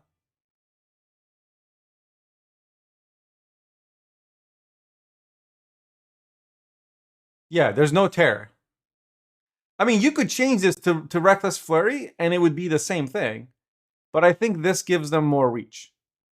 So this is just like a Shoop deck that, I mean, just like a regular Reckless Flurry Shoop deck that doesn't suffer from your opponent having a bunch of stuff on the board. It's another deck meant to counter Knights, and it has two ways to kill scenario, right? Artifact and Heat Wave. There is no Aneromancy. So it's just a lot of points in the sort of 10 point range, and then a lot of 4P cards that are just kind of there. For consistency, it uses Darren, Burna, Decree. You can compass twice because it's not like it's a combo deck. You don't care if one of these goes away. And there's a Scald. The rest of the cards are all just value cards or tech cards. This is kind of the meat of the deck. But you do get some value off of Bjorn from the leader, I guess. And that's apparently enough. Isn't Terra better than Bjorn? I mean, if you draw Terra early on, yes. But Terra is not a good Fukusia target. Bjorn from Fukusia can help answer a threat, I guess. And again, I believe this is to target Knights. And I don't know how much Terra does against Knights. And yeah, you can use Bjorn multiple times since you have a bunch of shitty cards, right? Terra's like one time, and you want to use it last. Whereas Bjorn you can use to eliminate engines over and over again, in theory. If there's no Arendite available to answer him. And then there's this bounty deck. So it's very similar to what we saw from Maybe Baby, except Sergo runs Kalkstein and Graydon. One failed experiment, one Hysteria, rather than two of each. But they do run two Fistic Traffickers, which we didn't see in Maybe Baby's list. In fact, we can just compare them side by side. So Maybe Baby's list has, runs a Kurt instead of a Kalkstein. They both run Unicorns, but there's a Moral instead of a Graydon. Everything else is the same. Teshem, Candle, Gellert. Yeah. Then it's the only other difference is there's two Fistic Traffics here, and then instead here we have an extra failed experiment and an extra Hysteria. So just take out a failed experiment and Hysteria and put in two Fistic Traffickers, and you have the same deck. Sans Moral. Actually, no, they both have Moral. Oh. Wait. What is Graydon taking the place of? They both have Decree Bank. Oh, Hail. Hail, okay. Yeah, Maybe Baby runs Hail, whereas Sergo just runs another Tall Punish with Graydon. Again, if you're targeting Knights, you want the Tall Punish. So the game is starting. Let's take a look at what has been selected for game one. Maybe Baby is playing Knights. I didn't see what was banned. Does anybody know what was banned?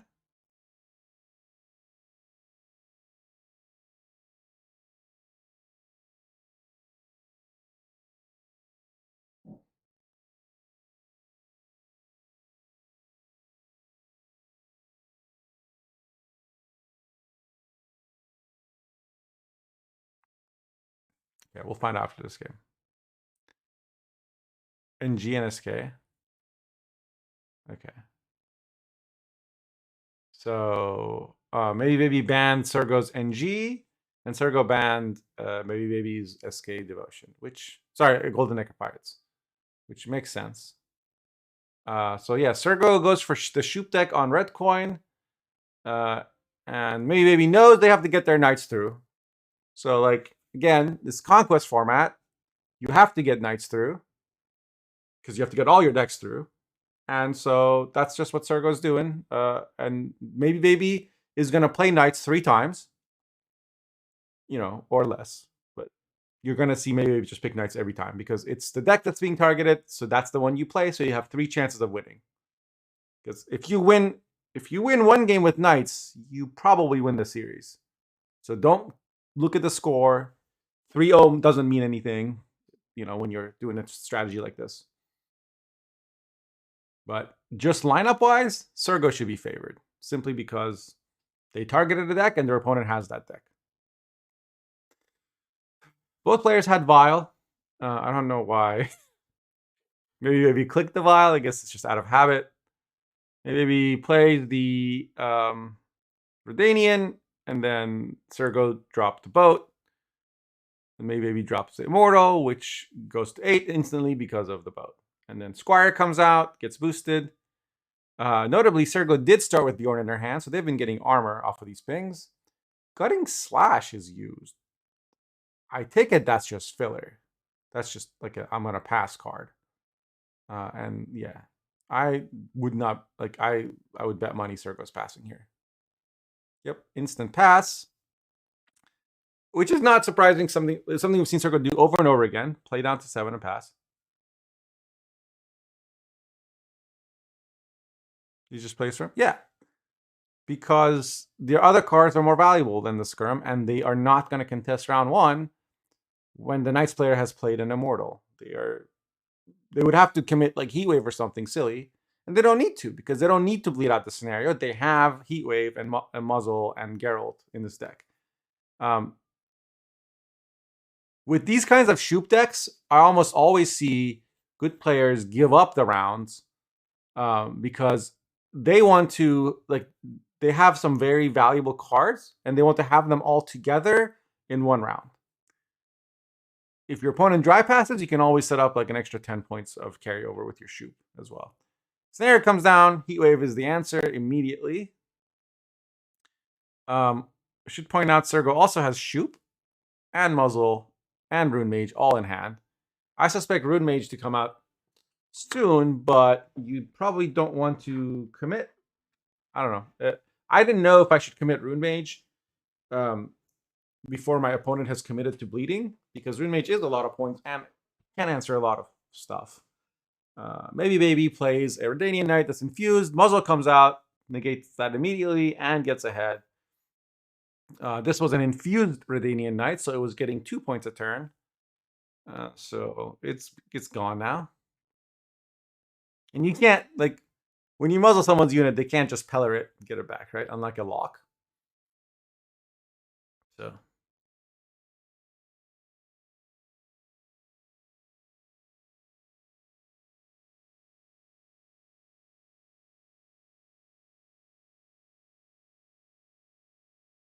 I mean, as the power of the Knights deck is the amount of tempo it can get in a few cards in a burst. Like they do a bit of setup and then they get like 30 points or something in one turn, right? Decks like that want to bleed. Because if you just go a standard 10 card round where you play your best stuff and your opponent plays your best stuff, your tempo advantage is negated. Because tempo doesn't matter in round 3. All that matters is the total number of points by the end, right? So the other Squire is clicked. A Cintrian comes out. Cintrian Knight comes down, has an infusion, gets the Grace proc. Rune Mage comes down from Sergo. Maybe Baby has gone down to 6 cards, so you know that it's a commitment. Rune Mage into NG, probably looking for a lock, doesn't find it. Instead gets an engine, which will be 1 point a turn to negate the 1 point a turn that the Cintrian Knight is getting. Windhump comes down. This is a 2 point a turn engine, so now maybe Baby's getting 3 points a turn. Sergo is getting 1 point a turn.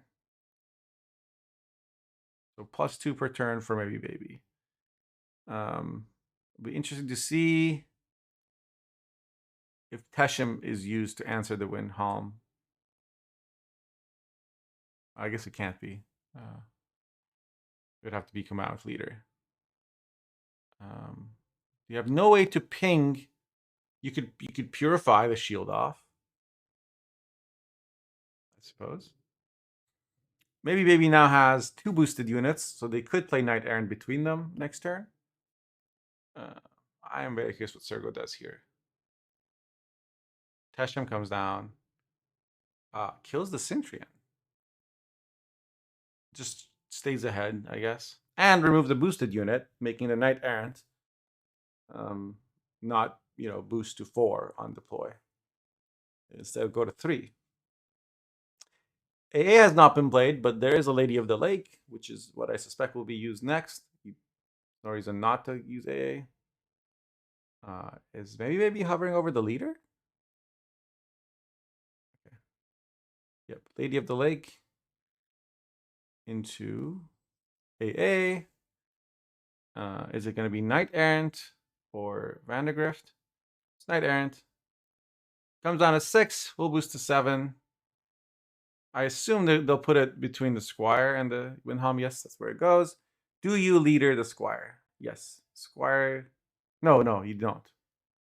They leadered the Knight Errant to protect it, and it also procs the Grace, gives the Windhelm an infusion. So if something damages the Windhelm and it uses the shield, it goes instantly to 10, which will proc the Grace, which will give it the Order, which can give it another shield. And then the Squire has a shield, which, if it gets damaged, we'll boost it to 6.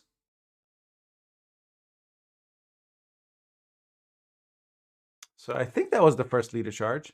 So here comes a Purify, takes both the infusion and the shield. Very nice move by Sergo. Having the patience to hold the Peller until now, and then gets the payoff. The second Knight Errant comes down, but it's only going to 5. Bjorn will come down to answer it. And the question is, how much more do you bleed as maybe? He does still have an Onira that he can play. Oh. Maiden's Shield comes down. And Leader is used to get it to 8, which gets the Bronwyn the Bolt to come out. And looking at Sergo's hand, he's not very good. He's got a Squirrel and Darren, which will play for 10 points, a Shoop, and a Spore. Now, the Spore is going to play for a lot of points, but he's down 18. He has to use the Spore now? Okay, he uses the Spore and Leader to kill the Knight Errant, because the Knight Errant was going to probably be the target for the Bronwyn the Bolt. But now they can give the infusion to Windhelm. Windheim? Is that how you say it? And use Leader and get it to 10, then click it, and it will go 4 points a turn. Well, hold on. Yes, they have to play Mad Charge here, right? Or they could Erendite as a way to boost the Bronwyn. That's another way to do it. You don't have to get your Maiden's Shield up to 14 or whatever. Oh, Bronwyn is used on Maiden's Shield. And then Leader is used on it. And then Leader is used on Windhelm. I don't understand why the infusion was used on... Is this really the most points? I guess if you assume that Sergo has a way to remove the shield from Windhelm, then yes, it's probably the most points. Yes, it's a Shoop uninspired pop. Sergo brought Shoop Onslaught without Terror of the Seas. With it just has 2 pirates, one of which is Mark, and 2 boats. Exclamation Tourney if you want to look at the decks. Sergo brought a lineup targeting knights. Well, my question is, how does Sergo... if knights get through in this game, it's over. Is he going to have to go for a Shoop Yoink?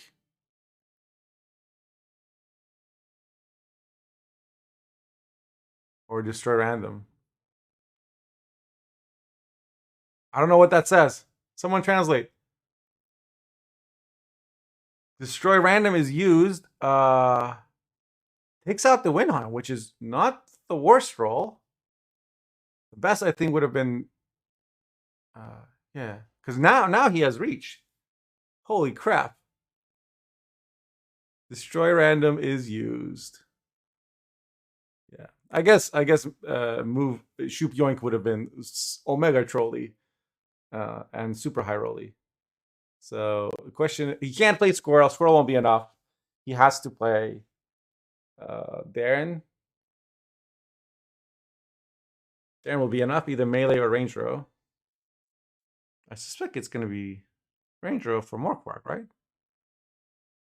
What is he thinking about? Oh, is he thinking about moving Compass to his grave? No, he can't move Compass. There wouldn't be enough points. He needs 7. He needs 8 points. He has to move Morkwark or play it in melee row. Why wouldn't he move Morkwark? Oh, he's going to play Squirrel. He's going to go down a card. And what's he going to move to his graveyard? Compass, maybe?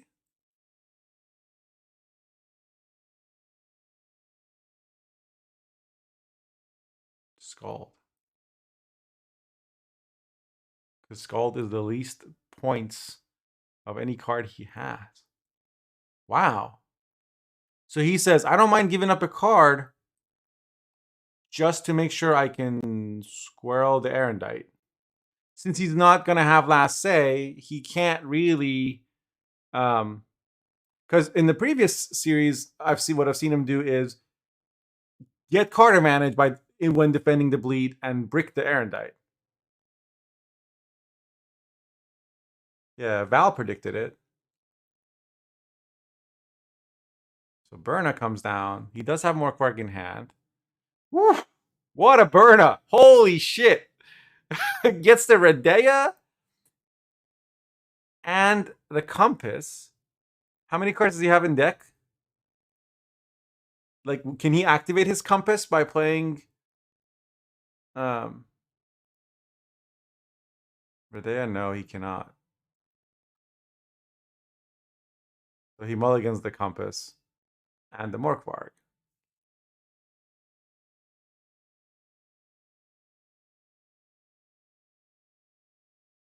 And I guess what does he have left in deck? Sorry.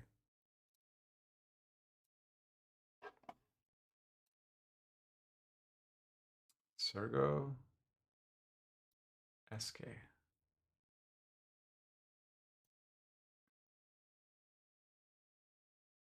I mean, he got all the good cards.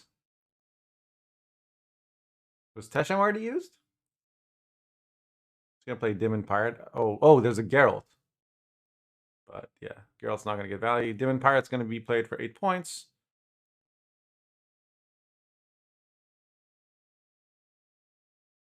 I mean, AA and Onira should easily get 20 points. There's even a leader. You AA for the Knight, right? Yeah, Curse Knight. Curse Knight's going to go to 9. Wow, 1 point. Oh my god. Is maybe going to win the tournament off of that? Holy crap.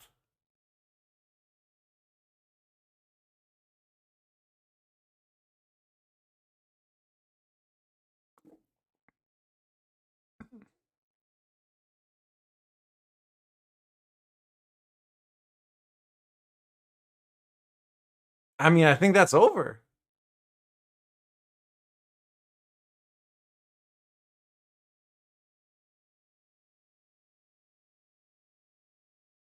Holy crap.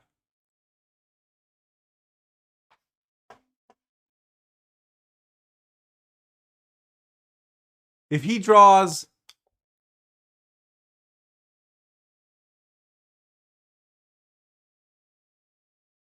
Basically, Sergo missed Compass. If Sergo had drawn Compass, he would have played it in round 2. And then in round 3, he would have had a Legendary. He also missed his Demon. He missed his Scald. He missed his Burna. All until round 3.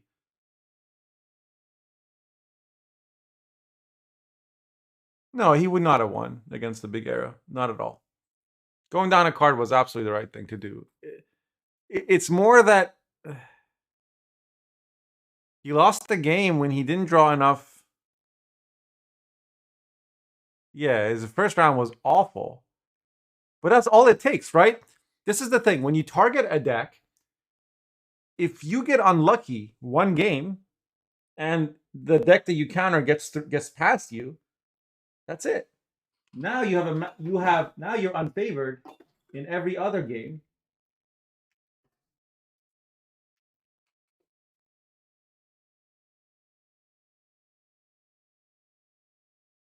I'm wondering why he picked this deck as red coin. I guess since it needs to draw the compass. But I guess like you play your weakest thing first, right? So that you can pick the coin. Maybe he didn't expect maybe to. No, he knew maybe would pick knights.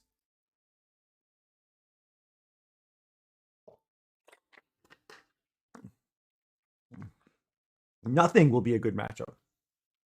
But if anybody can beat Frost, it's Sergo, right?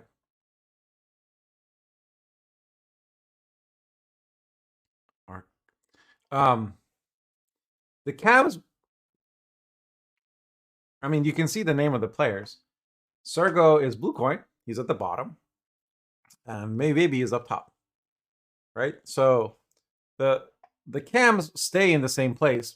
They're not getting swapped between games. But the players always swap because in the observer, when you're observing tournaments, blue coin is always bottom. So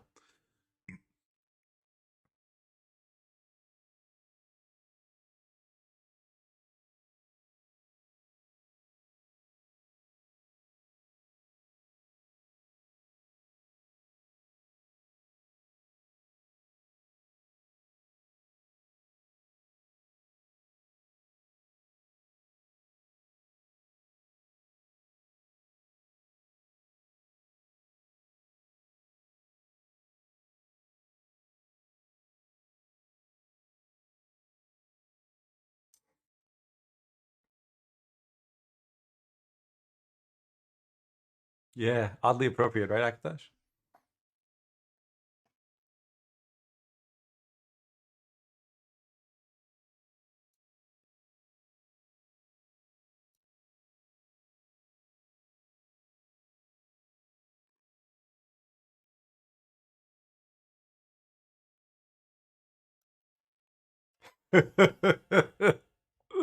It's like vengeance is mine. You struck me down for the last time, Sergo. I have returned stronger than ever. I have brought the wild hunt with me. There is no escape. Your shoopy pirates are poopy pirates. Muzzle this, son. Muzzle. I don't know. I'm just imagining this like epic, like smoke in the background. You know, lens flares everywhere. There goes downtrodden. He's like, I created this monster. I deserve this. The guy should have just brought Wild Hunt again. No. He just got unlucky last game. So cutting slash is used to take out the Winter Queen. But I mean, he's got units on 2 rows. There's 10 rows, 10 points of turns of frost on his side. He has to take the loss on even. You're not winning that.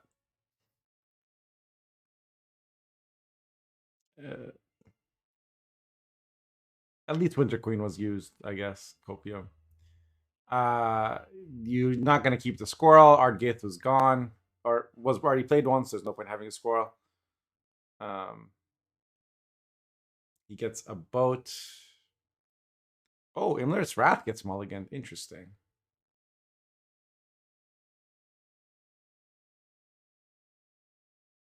And maybe he does not open with Caranthier. So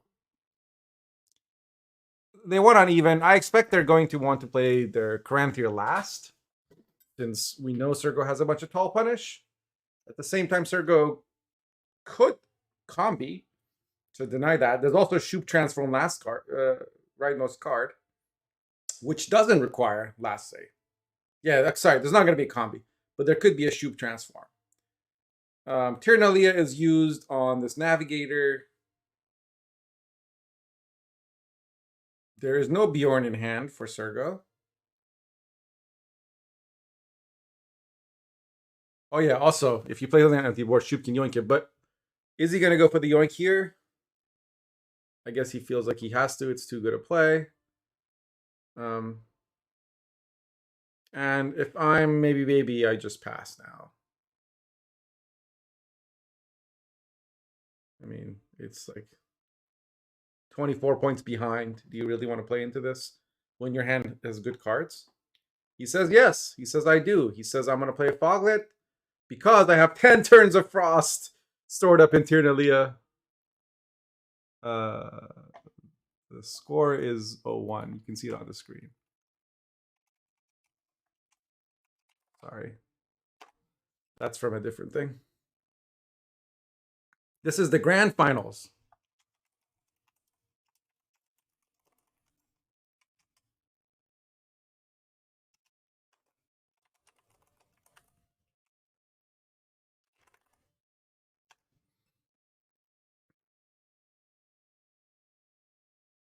Oh. Fine.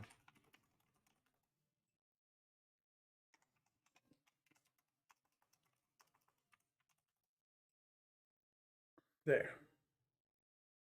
For people who prefer to watch it on YouTube or something.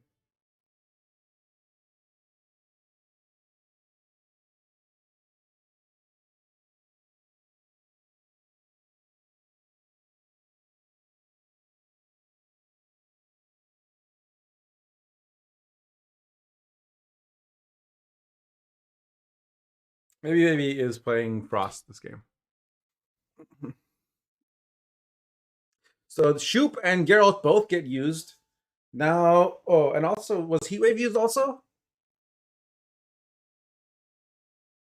Sorry, I wasn't paying attention for a second. So there's no Tall Punish left. There's just Tesham. But on there is also no Fog that's left for maybe Baby. Sorry. Squirrel comes back in again. That's a troll. There is 7 cards in the deck, but 2 thinning from Berna, 1 from Redea, 1 from Decree, and 1 from Demon Pirate. Should be enough to get him down to 2 so he can compass. So Redea's used melee row. No reason to click yet. Is there anything important in the deck that we have not seen yet? I guess Muzzle. Muzzle is the card on Bjorn. Morkvar would be good too. My goodness. Do you Tesham this Eridan and Leader to kill it?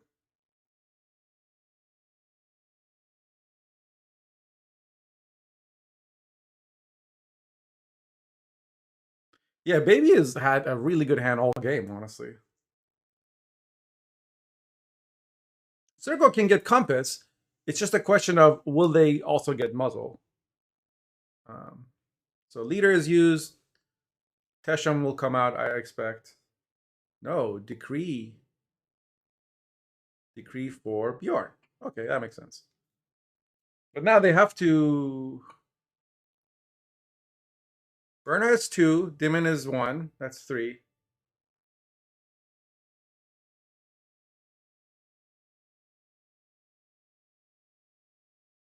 They have to draw... Now they have to draw the Scald. Wait, no. Redea's on the board. Redea is 1. Berna is 3. Dimon is 4. Okay. No, they have enough discards right now. They don't have to draw the Scald. So Phantom comes out, immediately gets clicked to make sure that Bjorn dies. Tesham doesn't need to be used here unless you want to stay on interactive. That Caranthir is losing value now.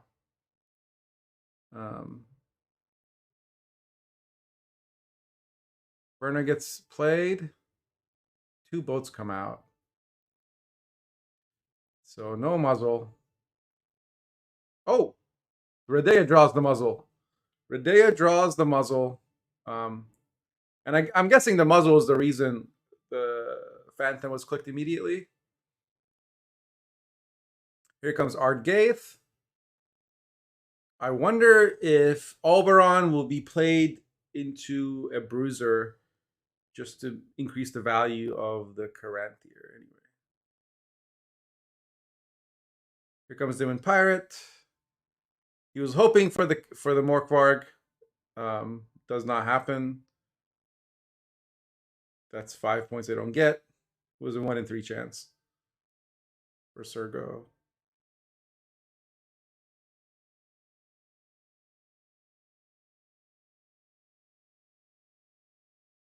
Demon Pirates move to the other row so that Caranthir stops losing value.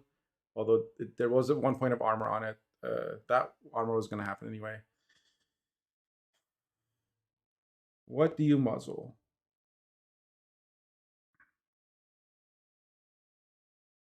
You can leader the Oberon and muzzle it. You can Teshem the Oberon. And also, do you Compass now? Guessing you're going to Fukusio Bjorn. But that won't kill Oberon. Rain might.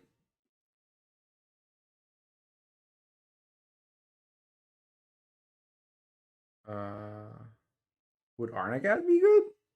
No, because it gets Arnagad would just get Wrath. Oh yeah, Darren. Darren's actually the play because you can move Mokwerg out, and so it plays for 10.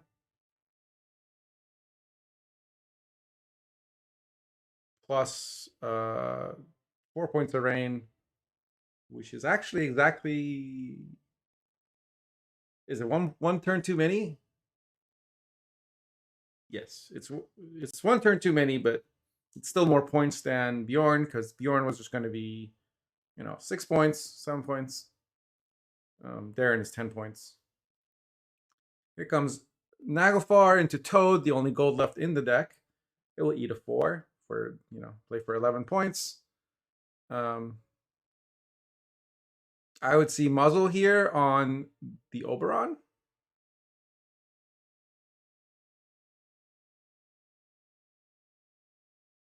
But then what do you... Yeah. Armor does hit... Sorry, rain does hit the armor on the bruiser, which is unfortunate for Sergo. Maybe Baby plays the Wrath, takes out the 6 power Oberon. It's the biggest unit. And Teshem is used on the Toad because it's 5 points. And then Leader on Phantom. Phantom dies. But Caranthir is 13 points, which is 2 more than Maybe needs. And Maybe goes up 2-0. Sergo on the ropes. His Shoop deck has lost twice now. 1 time on Blue Coin. I suspect it's his weakest deck into this matchup. These matchups.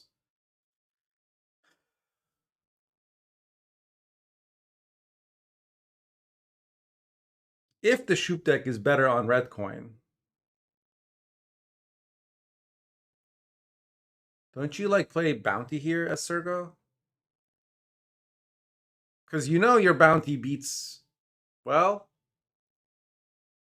yes, because maybe Sergo has Graydon, maybe has Ignatius. So on paper, Sergo's deck should win, but he would be blue coin in the mirror.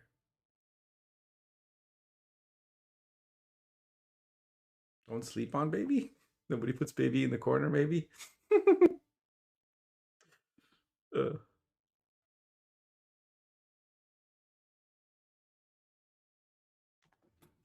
This music, though.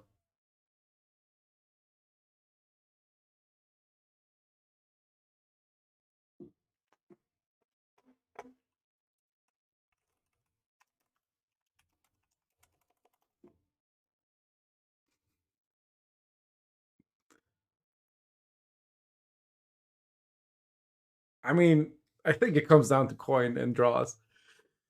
But we'll see. It's also open deck list.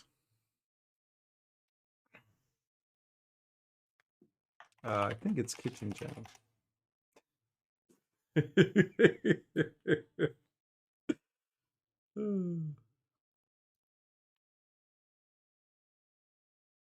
Oh yeah, let's predict. I wonder what you guys are gonna guess who's gonna win this. Start prediction. Who will win? Sergo, baby. Gamba Gamba. This is for the next game, not the match.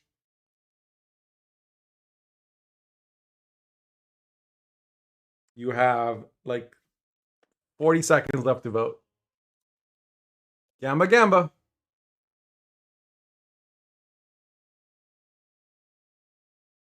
2 pills a day is throwing down 4,500 toe beans. Oh wow, somebody bet 30K on holy crap. Some freaking high rollers in the chat. You're gonna get really good odds if you bet on baby. You're getting 10-1 odds on baby. 10-1, come on, bet it up. Really? No one thinks baby wins this? Bounty against Shoop?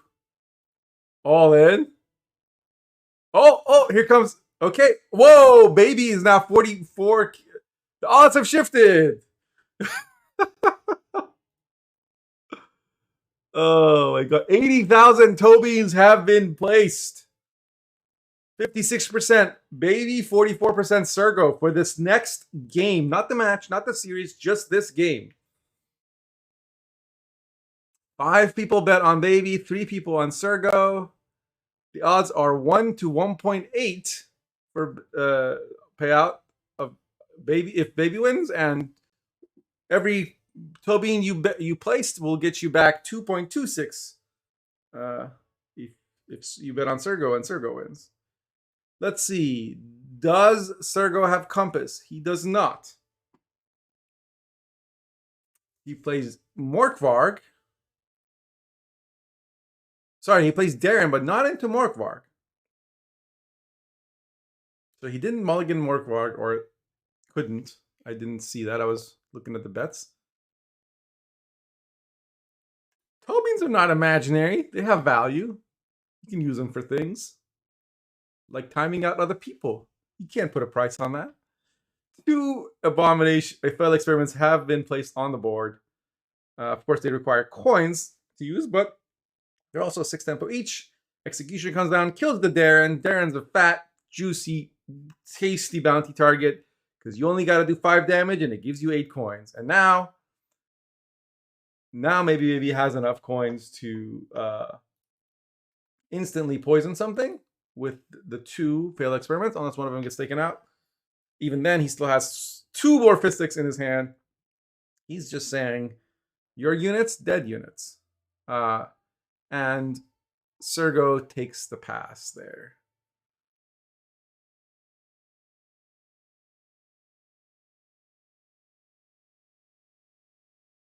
He passes at 7, right? Well, maybe baby went first. Right, Sergo had red coin this game. That's why he's up top. Learning things.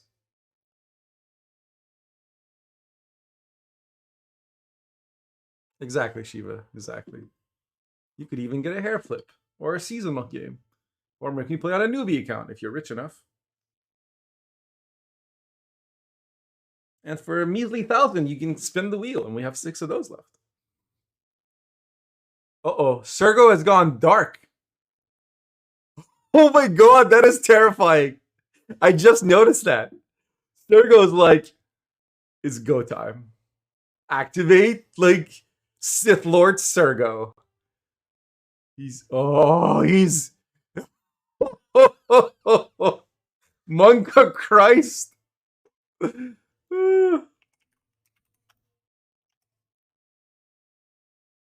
Yeah, interesting that CEO was not played. Well, because it would just get yoinked, right?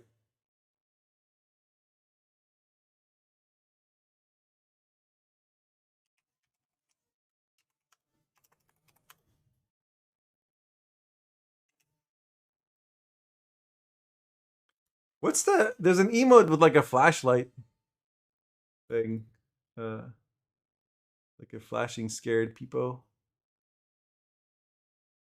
I gotta find it.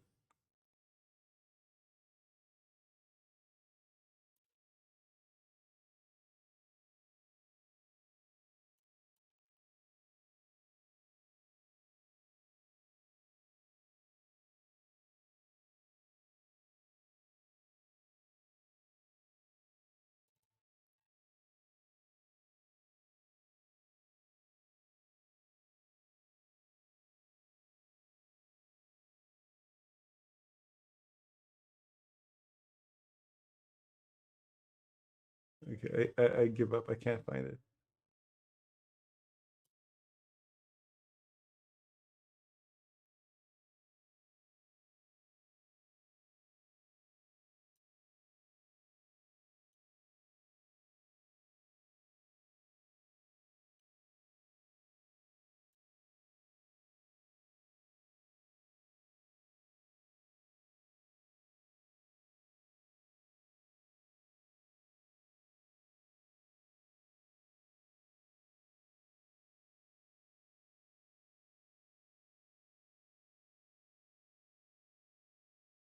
This is how I feel about that's what I see maybe baby's mental state being right if he could see the camera. There. That's my commentary for the rest of this game. Wait, what? He played Rune Mage into Kingslayer into Candle? Did he really?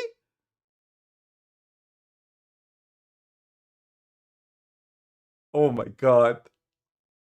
Yeah, man. Sergo's not fucking around. He's gone full Sith.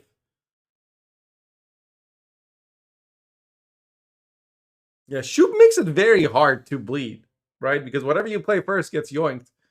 And Bounty, these decks don't have a lot of like crappy throwaway units or small cards. Makes me think I should be playing my Control Kiki deck more.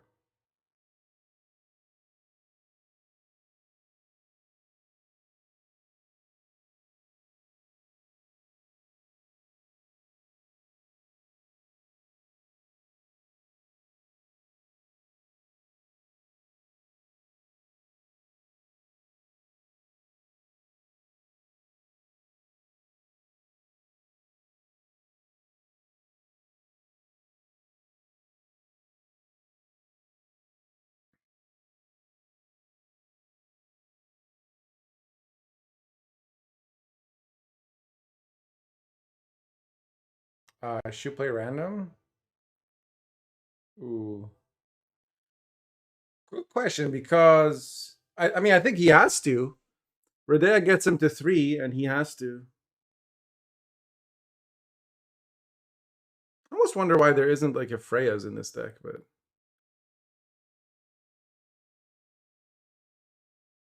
is he gonna go Shoop Yoink? He just says I don't need the compass. He went Mage. Yeah, Shoop Yoink. Slander is played in response.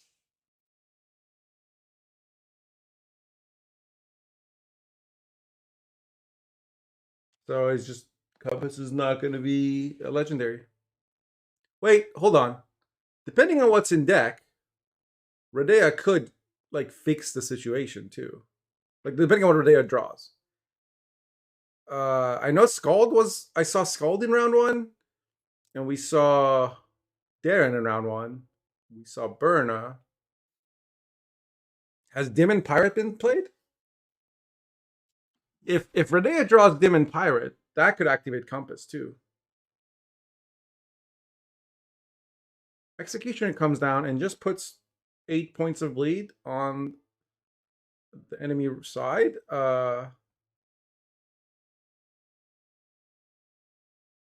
Gets answered with the Gutting Slash. Sure.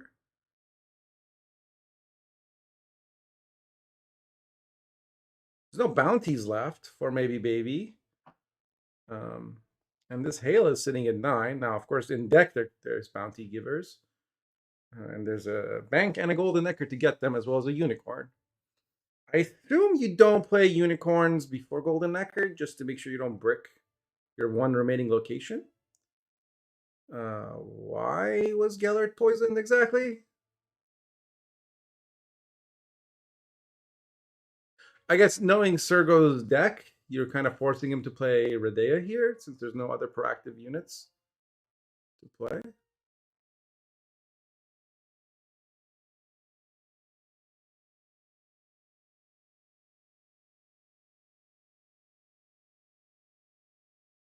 This is intense. Oh, good Christ. Oh, Compass. Compass comes out. He's just gonna play a boat, I guess. All right. Well, Rodeo was never gonna fix the situation.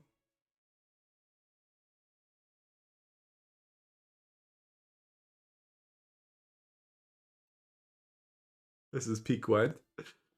Yeah, something. What kind of an idiot would put units on a board?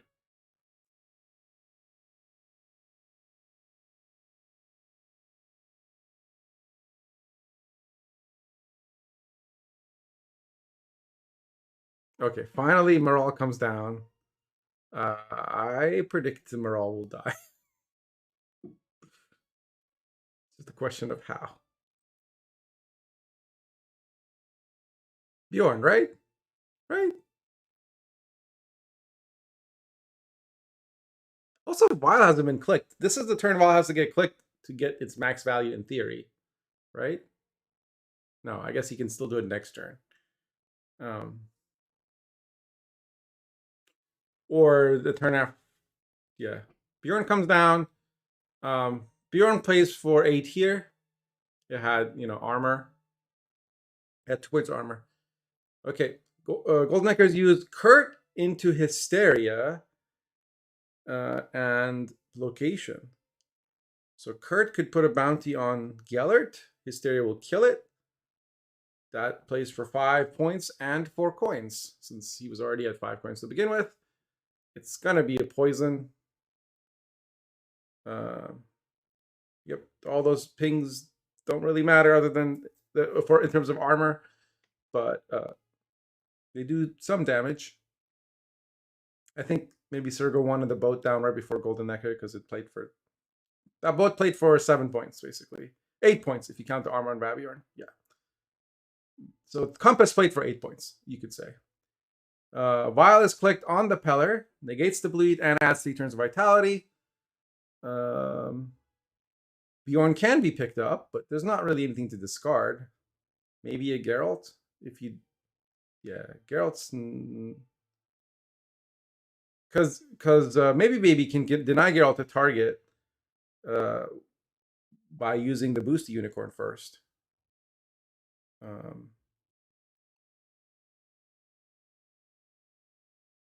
But Heatwave comes down instead and takes out the the failed experiment.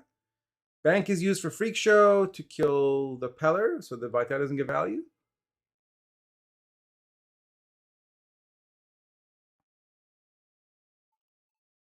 There's still Muzzle, and like Redea is still 13 points. Unfortunately for Sergo, his Compass discarded the skirm.